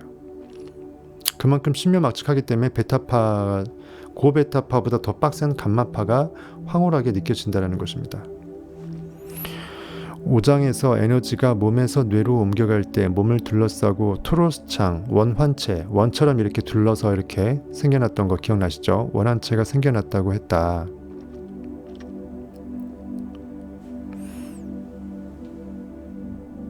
요거 보세요.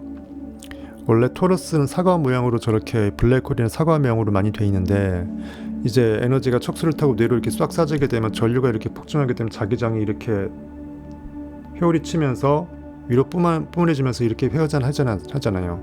에너지가 이렇게 쭉 이렇게 흐릅니다. 이렇게 회오리 치면서.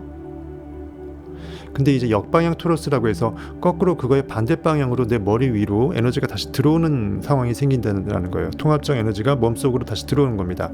머리 위로 빠져나가는 상태에서 다시 머리 위로 들어오는 상태가 되는 거예요. 그래서 여러분들이 명상 몰입하게 되면 머리 위로부터 내 하복부 쪽으로 오히려 에너지가 더 쌓이는 느낌이 들어요.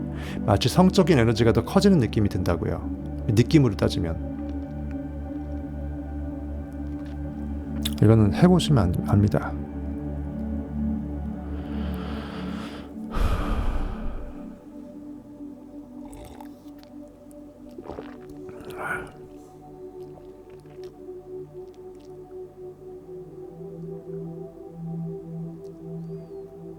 감마파 상태에서는 생명 에너지를 잃는 것이 아니라 에너지를 자유롭게 풀어줌으로써 우리 몸에 더 많은 에너지를 만들어내며 이 점이 베타파 상태와 다른 점이다.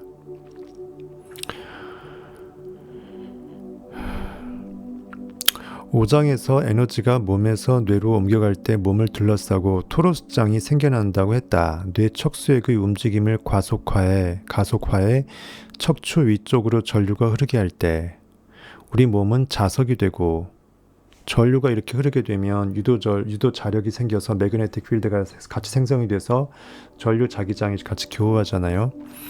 몸 주변에는 전자기장이 형성된다. 토로스장은 에너지의 역동적인 흐름을 보여주는데 그렇게 토로스장이 우리 몸의 위로, 밖으로, 주변으로 움직이는 동안 손과 손이 활성화되면 전자기 에너지의 역방향, 즉 거꾸로 방향으로 이제 뿜어져 나오다가 분수처럼 뿜어져 나오다가 분수 안으로 들어오는 느낌으로 역 에너지가 만들어진다는 거예요. 전자기 에너지의 역방향 토로스장이 우리 몸 안으로 정수리를 통해 에너지를 끌어온다. 마치 건전지가 충전하듯이. 모든 주파수는 정보를 갖고 있으므로 이제 손과 선은 가시광선이나 우리의 감각 너머로부터 정보를 받게 된다. 눈에 보이는 가시광선 내지 현실에 보이는 물질 세계의 그 너머의 에너지장과 접속하게 된다는 것입니다. 신기하죠? 이 세 가지 일이 동시에 일어날 때 우리는 뇌의 오르가즘, 소위 말하는 그 뇌가 완벽하게 흥분해버리는 뇌르가즘, 맞는 말이죠. 결국 뇌에서 성기를 담당하는 게 이 송가선이니까 송가선이 앞전 효과에 의해서 건드려지고 전기적으로 각성하게 되면 완벽한 에너지를 증폭시키면서 온 우주와 교신하면서 모든 영적 체험을 신비롭게 터뜨려주니까 완벽하게 뇌의 오르가즘이 되는 거예요.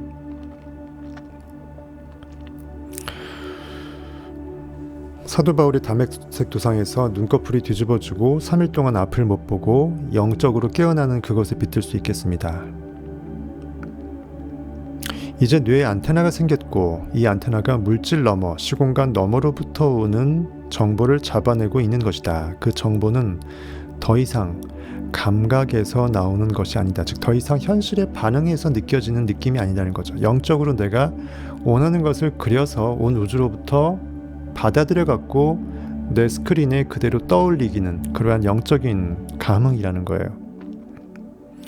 이제 우리는 뇌 뒤쪽의 송과선이라는 또 다른 눈, 제3의 눈이라고 하지만 실제로 디스펜저는 제1의 눈이라고 얘기했습니다.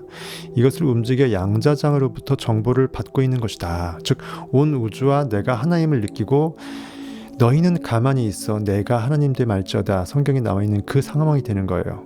현실의 눈을 감아서 가만히 나를 앉혔을 때 내 안에 있는 영적인 힘은 커지고 송과선이 제대로 일을 한다라는 것입니다.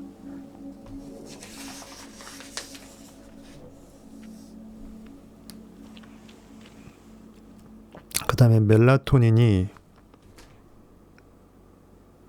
벌써 1시간 22분 지났네요. 이 책은 목이 너무 아파서 이거를 요약해서 그냥 간단하게 쓱 넘어갔었으면 약간 안 그랬을 텐데 다 읽으려고 한 게 제 욕심이었어요. 제가 완벽지향주의자 그래서 이런 무모한 짓을 하고 있습니다. 여러분들 눈이 없는 것도 아닌데 다 읽으면 되는 건데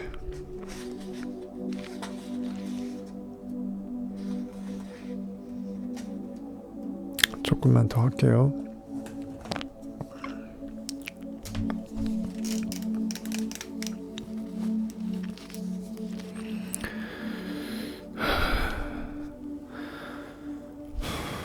멜라토닌이 업그레이드 될 때 마술이 일어난다고 합니다. 평상시에 멜라토닌이 나쁜 거 아닌데 그거보다 훨씬 더 고급으로 변환된대요. 높은 주파수들을 잡아내며 송과선 혹은 제3의 눈이 깨어날 때 그 높은 에너지가 멜라토닌의 화학적 성질을 바꾼다. 주파수가 높을수록 그 변화도 그만큼 커진다. 즉 아주 높은 엄청난 영적인 에너지의 주파수를 잡아낼 정도로 뇌가 각성되고 송과선이 각성돼 버리면 멜라토닌도 완벽하게 고품질로 바뀐다라는 거예요. 이런 정보의 화학적 해석이 발생하면 이제 초월적이고 신비적 순간을 맞을 준비가 된 것이다. 즉 더 높은 시공간 차원들의 문이 열리게 된다. 더 높은, 더 거대한, 더 초월적인, 점점점 나의 진짜 실체를 자각하게 되는 순간이죠. 찬송가 중에도 저 높은 곳을 향하여 날마다 나아갑니다. 저 높은 곳을 향하여 날마다 나아갑니다. 내 뜻과 정성 모두어. 이런 찬양도 있죠. 점점 내 의식이 야곱의 사닥다리처럼 저 하늘 높은 곳으로 하나님이 그 끝단까지 무한대로 내가 증폭이 되는 거예요. 이런 까닭에 나는 송과선을 연금술사라고 부른다라고 디스펜자 얘기합니다. 연금술사는 결국은 내 안에, 내 마음 안에 있었다라는 거고, 내 마음에 연금술사는 활동을 하게 될 때 내 몸의 조직 중 송과선을 역할로 둔다라는 것이에요. 송과선이 멜라토닌을 뭐랄까 아주 심오하고 근본적인 신경 전달 물질로 바꾸기 때문이라고 합니다. 그림 12-10을 보자고 합니다. 거기 보게 되면 멜라토닌이 생산하는 다른 대사 물질들도 있어서 세로토닌과 멜라토닌 아까 그 상관관계 아까 말씀을 드렸고요. 뭐 그런 것들이 있습니다. 맨 밑에는 진정제가 있고 왼쪽에는 환각 유발제, 뭐 항산화제도 있고 뭐 오른쪽에는 동면하는 역할, 인광 발광 분자에서 별의별 것들이 다 파생되죠. 더 높은 주파수와 더 높은 의식 상태가 송과선과 상호작용할 때 가장 먼저 일어나는 일은 그 주파수가 멜라토닌을 벤조디아제핀이라고 하는 화학물질로 바꾸는 것이다 라고 합니다. 맨 밑에 진정제 있죠. 진정제 맨 밑에 벤조디아제핀. 벤조디아제핀은 안정제 일종으로 신경 안정제 발륨이라고 있어요. 발륨. 이것이 벤조디아제핀에서 나온다. 분석적 마음을 마비시킨다. 현실의 눈을 감는다 이거예요. 내 의식을 현재의식과 잠재의식을 합의시키려면 중간에 가로막혀 있는 군사분계선 다 배웠죠. 현실에 나를 반응시키게끔 하는데 마음이 사탄적인 마음인데 군사분계선 그 사탄적인 마음이 없어지는 것이에요. 선악을 분별하지 않고 현실을 개무시하는 것입니다. 그것이 바로 적그리스도예요. 그리스도가 역할할 수 없게끔 적그리스도, 나의 현실에 반응을 키워서 나는 꿈을 못 꾼다라고 나를 죽여버리는 그 사탄 역할을 하는 것이 이것이 바로 그 분석하는 마음인데 이것을 없애버린대요. 마비시킨대요. 따라서 이것이 분비되면 갑자기 생각하는 뇌가 이완되면서 분석하기를 멈춘다. 현실의 눈을 감는다. 개무시한다라는 거예요. 뇌의 기능을 보여주는 뇌 주사 사진을 보면 벤조디아제핀이라는 이 안정제는 우리의 뇌의 생존 센터인 편도체, 뇌의 신경 활동을 억누른다. 즉 생존 모드 때 일을 할 수밖에 없는 이러한 것들을 억제한다는 거예요. 즉 분석하는 마음은 결국은 자기 부인입니다. 성경에 돼 있죠. 제가 이거 여러분 너무 10번도 얘기한 것 같은데, 누구든지 나를 따라오려거든 내 안에 있는 참 나와 손잡고 하나님과 동행하려고 하거든 자기를 부인하고, 즉 에고, 자기 정체성을 내려놓고 현실에 눈을 감고 그동안 자기의 과거의 관념을 다 잊어버리고, 그 말이에요. 자기를 부인한다. 나는 내가 아니다라고 나를 버리는 거예요. 쓰레기통에 버리는 거예요. 자기를 부인하고 그 다음 뭐죠?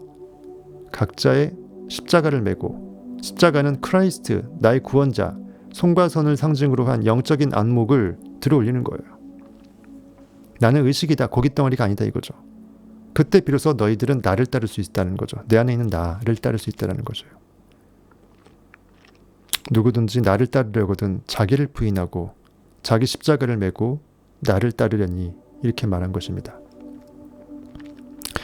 거기서 말하는 자기 부인이 결국 분석적 마음을 마비시킬 수 있는 이 역할이고, 그것은 나의 의식이 완벽하게 온 우주와 하나 되게끔 할 수 있는, 내가 하나님임을 깨닫게 되는, 나를 스스로 구원할 수 있도록 나를 내버려 둘 수 있는, 나를 방해하지 않는, 사탄이 적그리스도가 그리스도 될 수 없도록 방해하는 역할을 할 수 없게끔 만드는 거예요.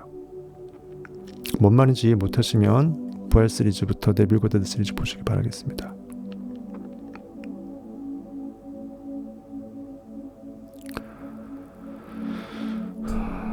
즉 두려움, 화, 동요, 공격성, 슬픔 혹은 괴로움 등을 느끼게 하는 화학물질의 분비를 억제한다. 이제 우리 몸은 고요하고 편안함을 느끼는 한편 마음은 깨어난다. 영적인 건 각성되지만 현실의 눈은 감는다. 멜라토닌에서 나오는 또 다른 화학물질로 피놀린이라고 있어요.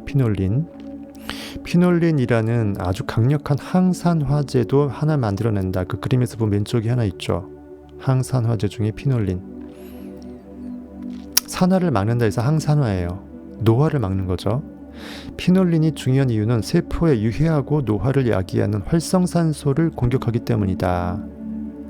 이 항산화제는 암, 노화, 심혈관 질환, 뇌졸중, 퇴행성 질환, 염증, 세균 질환을 방지한다. 약이 따로 필요 없죠. 모든 게 다 좋은 게 다 있잖아. 내 몸 안에, 사람은 누구나 내 마음 안에, 자기 안에 그 의사가 있다라는 그 말이 그대로 맞는 것입니다. 만병통치약이 그 있었네요 거기에. 피놀린은 멜라토닌의 일반적인 항산화제 역할을 훨씬 뛰어넘는 완벽한 항산화제 화학식을 갖춘 멜라토닌의 업그레이드 버전이에요. 슈퍼 항산화제라고 할 수 있대요. 그만큼 일반적인 경우의 멜라토닌보다 치유 및 회복 능력이 탁월하다. 멜라토닌의 대사 물질들로부터 만들어지는 강력한 항산화제들을 다시 한번 확인하기 바란다. 우리가 제대로 영적으로 각성돼서 영으로 깨어나게 되면 왜 몸이 완벽하게 치유가 될 수밖에 없었는지, 디스펜자의 그 제자들도 신기하게 불치병들이 그렇게 순간 다 나을 수밖에 없었는지, 그렇게 허리가 눕지도 못할 정도로 아팠는데 명상하면서 순간 슥 나았죠. 가능하다라는 겁니다. 마치 인간의 몸이 다시 조립되는 느낌이겠죠. 피놀린 분자를 멜라토닌이 사촌격인 또 다른 분자로 살짝 바꿔주면 동물들을 동면하게 만드는 화학물질과 똑같은 물질이 만들어진다. 오른쪽에 동면이라고 되어 있죠. 멜라토닌보다 졸리고 몽롱하게 하는 성질이 더 강력한 이 분자가 생기면, 즉 멜라토닌이 이 분자로 바뀌면 이 분자는 휴식을 더 늘리고 회복에 더 힘쓰라는 메시지를 전달한다. 이 메시지는 우리 몸의 신진대사를 몇 달씩 늦추기도 한다. 그렇다면 포유류들이 동면에 들어갈 때 일반적인 생활 습관들이 깨지는 것이 이해가 간다. 예를 들어 성욕과 식욕이 사라지고 서식지 주변을 배회하지도 않으며 사회적 관계에 대한 흥미도 잃어버린다. 단지 자신을 보호할 수 있는 곳에 숨어서 안전하게 있고 싶을 뿐이다. 그리고 그렇게 내면으로 파고 들어가는 동안 그들의 몸은 상대적으로 정지 상태에 들어간다. 동면 분자가 활성화되면 인간도 똑같은 행동을 보인다. 몸은 이제 더 이상 마음이 아니기 때문에, 즉 마음의 역할까지 몸에서 해낸다고 몸이 과부하 걸린 거죠. 현실에 반응당하니까 의식이 원인 세계에서 창조하지 못하고 결과의 세계에서 떡덩이처럼 늘러붙은 것입니다. 몸에 켜켜이 에너지가 쌓여서 굳어버린 거예요. 몸은 더 이상 이제 마음이 아니기 때문에 외부 환경에 대한 흥미를 잃어버린다. 즉 그냥 몸은 몸으로서 내 안에 있는 주 의식을 그대로 따라갈 뿐이기 때문에 현실에 반응당하는 마음 역할을 굳이 안 하게 된다는 것이에요. 그리고 육체적인 욕구가 사라지고 편안해지기 때문에, 왜 욕구가 있었더라도 그것은 이미 영적으로 이루어진 것으로 성취된 것으로 내가 느껴버리잖아요. 현재 순간에 더 온전히 몰입하면 내가 지금 I am there, now here I am, 나는 이미 깃발을 꽂은 최고의 성취 이후를 이미 누리고 있음을 영으로 느끼는 그 순간에 나는 존재한다라고 내 의식이 느끼는 것이에요. 내면으로 더 깊이 들어갈 수 있다. 현존을 바로 자각한다는 뜻입니다. 이것이 바로 현존 자각이에요. 미래에 대한 꿈을 꾸고 싶다면 몸이 방해하지 않도록 하는 게 좋지 않겠는가라고 합니다. 몸이 나를 방해해요. 나의 적은 내부에 있습니다. 그래서 예수께서 겟세마네 기도 동산에 기도하러 갈 때 겟세마네는 기름을 짜내다 하잖아요. 영적으로 내가 영적인 황홀함에 기름을 짜내는 거, 기쁨을 짜내는 건데, 제자들한테 여기에서 기도를 하라고 했는데 기도는 못하고 맨날 졸아웃죠. 즉 마음은 원이로 돼 육신이 한계다. 즉 몸이 마음을 지배해서 마음이 마음되지 못하게끔 하는 지금 이 상태를 말하는 거겠죠. 즉 몸이 내가 마음이 가고자 하는 그 길을 방해하지 않도록 하는 게 좋지 않겠는가, 그것입니다. 그것이 바로 마음은 원이로 돼 육신이 한계가 있다, 이 뜻입니다. 동면 분자에서 한 단계 더 나아가면 전기 뱀장어에게서 발견되는 화학물질, 즉 인광, 발광성이 있어서 신경계의 에너지를 증폭시키는 화학물질과 똑같은 물질이 나온다. 이 화학물질은 너무 강력해서 쇼크를 야기시킬 수도 있다고 합니다. 나는 이 물질이 우리 뇌가, 우리 학생들의 뇌 주사 사진에서도 계속 측정되는 그 큰 폭으로 증가하는 에너지를 처리하는 데 도움을 주는 아주 드물게 생산되는 물질이라고 직감하고 있답니다. 갑자기 빛을 머금어낼 수 있는 엄청난 전기뱀장어에서 나오는 그런 거니까, 그래서 우리가 상상을 할 때 굉장히 환하게, 조명 터트린 것도 아닌데 그렇게 환하게 리얼하게 밝은 느낌으로 그 현실감 있게 느껴질 수 있게끔 하는 그 역할이 바로 이거겠죠. 에너지의 빛을 쏴주는 것입니다.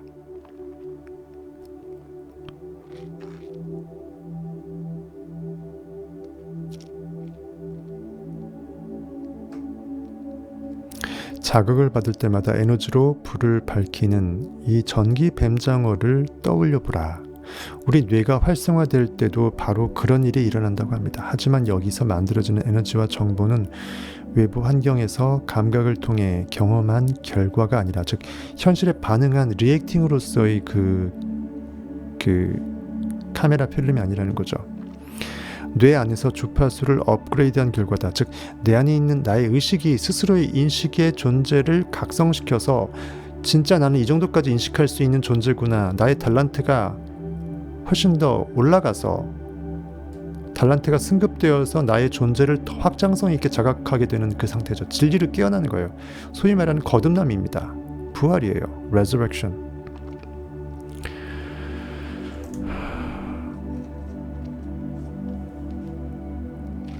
그런 높은 수준의 에너지가 뇌 안에서 종종 목격되는데, 그럴 때면 우리 팀은 그 사람이 객관적으로 측정할 수 있는 심오한 주관적인 경험을 하고 있다는 걸 알게 된다. 나중에 그 순간을 수치화해서 물어보게 되면 본인은 알잖아요. 무슨 일이 있었는지. 그 영적인 심오함이 아주 컸다라는 것입니다. 잠깐 생각해보자. 외부 환경으로부터 눈을 통해 감각 자료들이 들어오면 솜과선은 세로토닌과 멜라토닌을 만들어낸다. 태양의 가시광선 덕분에 우리는 하루 주기 리듬을 갖고 주변 환경과 조화를 이루며 살아간다. 이때 분비되는 세로토닌과 멜라토닌은 물질 세상에서 나오는 주파수와 동일한 정보를 담고 있다. 우리는 우리의 감각기관을 통해서 가시광선을 인지하므로 그 빛의 분자들은 인간 몸 안에 내재해 있음에 틀림없다. 그러므로 그것들은 곧 우리의 3차원 현실과 매한가지라고 할 수 있다. 그러니까 현실에 반응당해서 이렇게 되는 상황을 묘사한 것입니다. 아인슈타인은 광속이, 즉 빛의 속도가 이 물질 세상의 천장, 리미트, 상한선이라고 했습니다. 즉 광속보다 빨라버리면 더 이상 보여있는 물질 세계가 아니라는 거예요. 의식의 세계이고 에너지 살장의 세계라는 것이에요. 그런데 우리의 뇌가 감각 너머, 즉 오감으로 인지할 수 있는 그것 너머, 그리고 광속 너머에서 오는 더 큰 정보와 주파수를 처리할 수 있다면 어떨까? 온 우주의 의식의 세계에서의 그 에너지의 그 정보를 빼낼 수 있으면 어떨까 이거예요. 통합장에서 오는 정보와 에너지가 뇌 속에서 멜라토닌을 다른 화학물질로 변화시킬 수도 있지 않겠는가 이거예요. 그리고 우리 뇌가 그 주파수들의 메시지를 해석할 수도 있지 않겠는가. 영적 체험 가능하다라는 거죠. 에너지가 물질을 능가하는 현상이라면, 에너지라는 것이 물질이 물질 자체의 주파수를 초월해서 에너지화되는 그것이라면 이 말이죠. 가시광선보다 빠른 주파수로부터 오는 정보, 즉 에너지가 멜라토닌의 분자 구조를 신묘한 약물들로 바꿀 수 있음도 당연하다. 어렵게 써놨네요. 에너지라는 것이 물질이라는 것을 초월한 그 상태의 현상이라고 간주한다면 가시광선, 보이는 광선 있죠. 가시광선보다 빠른 주파수, 훨씬 더 고주파의 주파수로부터 오는 모든 에너지의 정보가 멜라토닌의 분자 구조를, 물질 분자 당연히 바꿀 수 있지 않겠냐 이거예요. 훨씬 더 초월적인 영역의 근원적인 것이니까. 그래서 다른 화학물질로 만들어내는 것은 충분히 가능하지 않겠냐 이거예요. 그 정보를 가지고 멜라토닌을 변화시켜 다른 화학물질로 만들어내는 것은 손과 손의 몫이다. 그러면 그 물질의 분자는 이 주파수에 맞는 다른 메시지를 전달한다. 즉, 그 물질의 그렇게 분자 구조가 바뀔 정도라는 것은 이미 거기에 메시지가 담겨 있다는 거죠. 내가 더 초월적이고 온전한 상태가 될 수밖에 없게끔 하는 내 의식의 명령을 그대로 머금고 있을 수밖에 없다는 것입니다. 그러니까 그것이, 그 물질이 나의 몸을 치유하고 완벽하게 깨어나게끔 만드는 거예요. 결국은 모든 것이 의식에 있다는 것입니다. 의식에서 모든 것을 나는 하나님이 나에게 명령을 하는 거죠. 내 몸덩어리한테. 그러면 당연히 종된 몸은 주를 따라갈 수밖에 없고 치유될 수밖에 없다는 것입니다. 그래서 내 믿음이 너를 구원해노라, 그 말이 맞아요. 믿어낼 때 초월적인 인식의 힘이 생기고 그것이 일을 할 수 있다는 것입니다. 그 새로운 주파수가 초강력 화학물질의 생성에 영향을 끼치고 있는 것이다. 이쯤 되면 이는 더 이상 자연적인 상태를 더 이상 초월한 거죠. 완벽하게 물리적인 현실 세계를 벗어난 신비적인 영적인 상황이 돼버린 거예요. 실질적인 병의 치유가 가능한 상태라는 것은 단순히 외과 의사가 수술해갖고 치유된 게 아니라 완벽하게 성경적으로 영적으로 다 묘사되어 있는 그런 모든 그 병 환자의 치유가 뻥이 아니라는 것입니다. 초자연 상태에 이르렀다고 봐야 한다. 바로 멜라토닌이 업그레이드 된 것이다. 그러니까 멜라토닌이 안 그래도 좋은 물질인데 그것이 슈퍼 울트라 멜라토닌이 돼버릴 수 있는 것은 언제 내가 완벽하게 인식이 깨어나서 온 우주 하나됨을 느끼는 사랑 그 자체가 될 때, 완벽하게 나의 그 모든 전 존재를 축복할 수 있게 될 때, 모든 것을 내가 용서해 줄 수 있을 때, 온 우주 하나됨을 손과선을 통해서 완벽하게 교신해서 내가 원하는 모든 욕망의 끝판왕까지 다 찍어서 다 불러들일 수 있을 때, 이미 나는 그 일하라고 해서 성취 결과 위에 서 버렸을 수 있을 때, 그거예요. 인광 발광성 화학물질들은 뇌의 에너지를 더하는 것만이 아니라 마음속 이미지도 강화한다. 그래서 모든 것이 생생하고 초현실적이며 빛을 내는 것처럼 보인다. 우리 학생들이 전에 결코 본 적 없는 색깔들을 보았다고, 영적으로 보았다고 말하는 이유가 여기에 있다. 이미 알고 있는 가시광선 스펙트럼 그 바깥 너머에 있기 때문에 그와 같은 경험을 할 수 있는 것이다. 투명한 총천연색 같기도 하고 그 광물 중에 오팔이라고 있습니다. 오팔색 같기도 한 아름다운 세계가 공중에 떠서 이 세상의 것이 아닌 듯한 매우 심오한 빛을 뿜어낸다. 모든 것이 강렬하고 환한 에너지로 가득한 아름다운 빛을 내뿜는 것처럼 보인다. 감각에 기반한 우리 현실에서는 비교가 안 될 정도로 밝고 은은한 황금빛 후광이 모든 것 안팎에서 뿜어져 나오는 그 환상의 체험이 그냥 지 혼자 겪었으니까 뻥치네 이것이 아니라는 거죠. 진짜 그렇다라는 것입니다. 그것도 그나마 형언이 불가능한데 형언한 정도가 그 정도니까 형언할 수 없는 나머지 영역은 알 수가 없는 거죠. 본인만 아는 거예요. 우리는 이 아름다움에서 시선을 떼지 못한다. 그렇게 집중하기 때문에 실제로 우리가 그 다른 세상 혹은 차원에 온전히 들어가 있는 것처럼 보인다. 즉 그것이 진짜 리얼리티라는 것입니다. 의식만이 실체이고 그래서 네빌과도 또 유일하게 의식만이 실체다라는 거죠. 의식에서 영적으로 상상해서 느낀 그것만이 진짜 경험이고 그것이 유일한 리얼리티고 그것이 현실을 창조하는 거기 때문에 현실에 반응당한 그 경험은 리얼리티가 아니라는 것이에요. 거울에 투사된 것을 보는 것뿐이죠.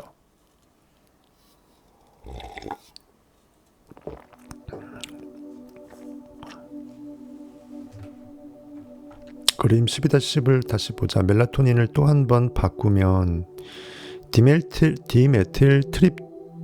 트립타민 DMT라고 있습니다. 디메틸 트립타민이라는 우리가 알고 있는 가장 강력한 환각 물질 중 하나가 만들어진다. 가장 강력하대요. 얼마나 환각적인 느낌이 세면 초특급 울트라 마약보다 더 세다는 거잖아요. 전통적으로 아마존 원주민들이 종교의식에 사용했던 약초 아야와스키라는 게 있어요. 그것과 같은 효과를 내는 화학물질이라고 합니다. 디메틸 트립타민은 자아의 신비에 대한 심오한 통찰과 영적 비전을 불러일으키는 성분을 지니고 있다고 알려져 있다. 이 성분을 함유하고 있는 아야와스카나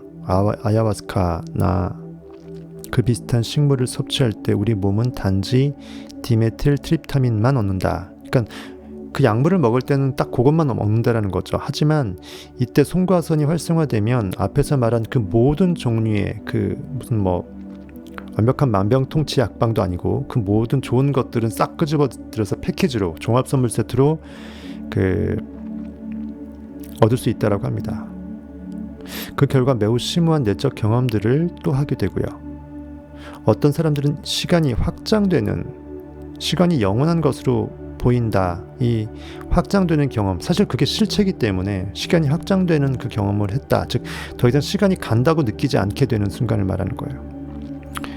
어떤 사람은 시간 여행을 했다거나 과학적으로 설명할 수 없는 세계로 갔었다고 하기도 한다. 그 외에도 복잡한 기하학적 패턴들을 보기도 하고 영적 존재와 만나기도 하고 신비하기 그치없는 사익적인 간자를 써서 간차원, 어떤 차원과 차원 사이 어떤 신비한 여러 가지 그 간차원 세상에 가기도 한다.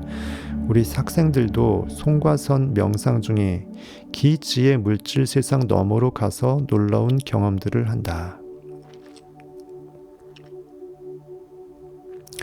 뇌에 이런 화학물질들이 분비되면 마음은 감각 기반의 세상에서 경험한 어떤 일보다 현실에 이미 있어진 결과물에 반응한 오감의 리액팅, 모니터링 그것의 결과물을 초월한다는 거예요. 그 경험은 어떤 일보다 더 실제처럼 리얼리티처럼 보이는 경험들을 하게 된다. 차원이 완전히 다른 경험이므로 말로 설명하기 매우 어렵다. 다만 그것은 완벽한 미지의 경험이 될 것이며 따라서 거기에 자신을 내맡긴다면 언제나 그에 값하는 경험을 하게 될 것이다. 아깝지 않다라는 것입니다. 영적 체험이. 오늘 이만큼만 하고 나머지부터 410페이지부터는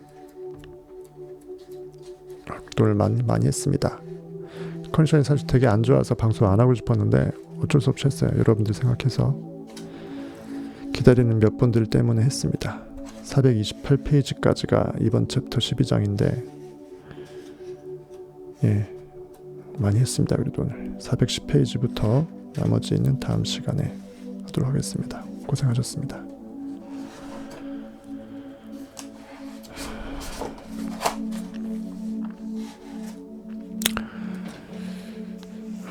좋은 밤 되시고요.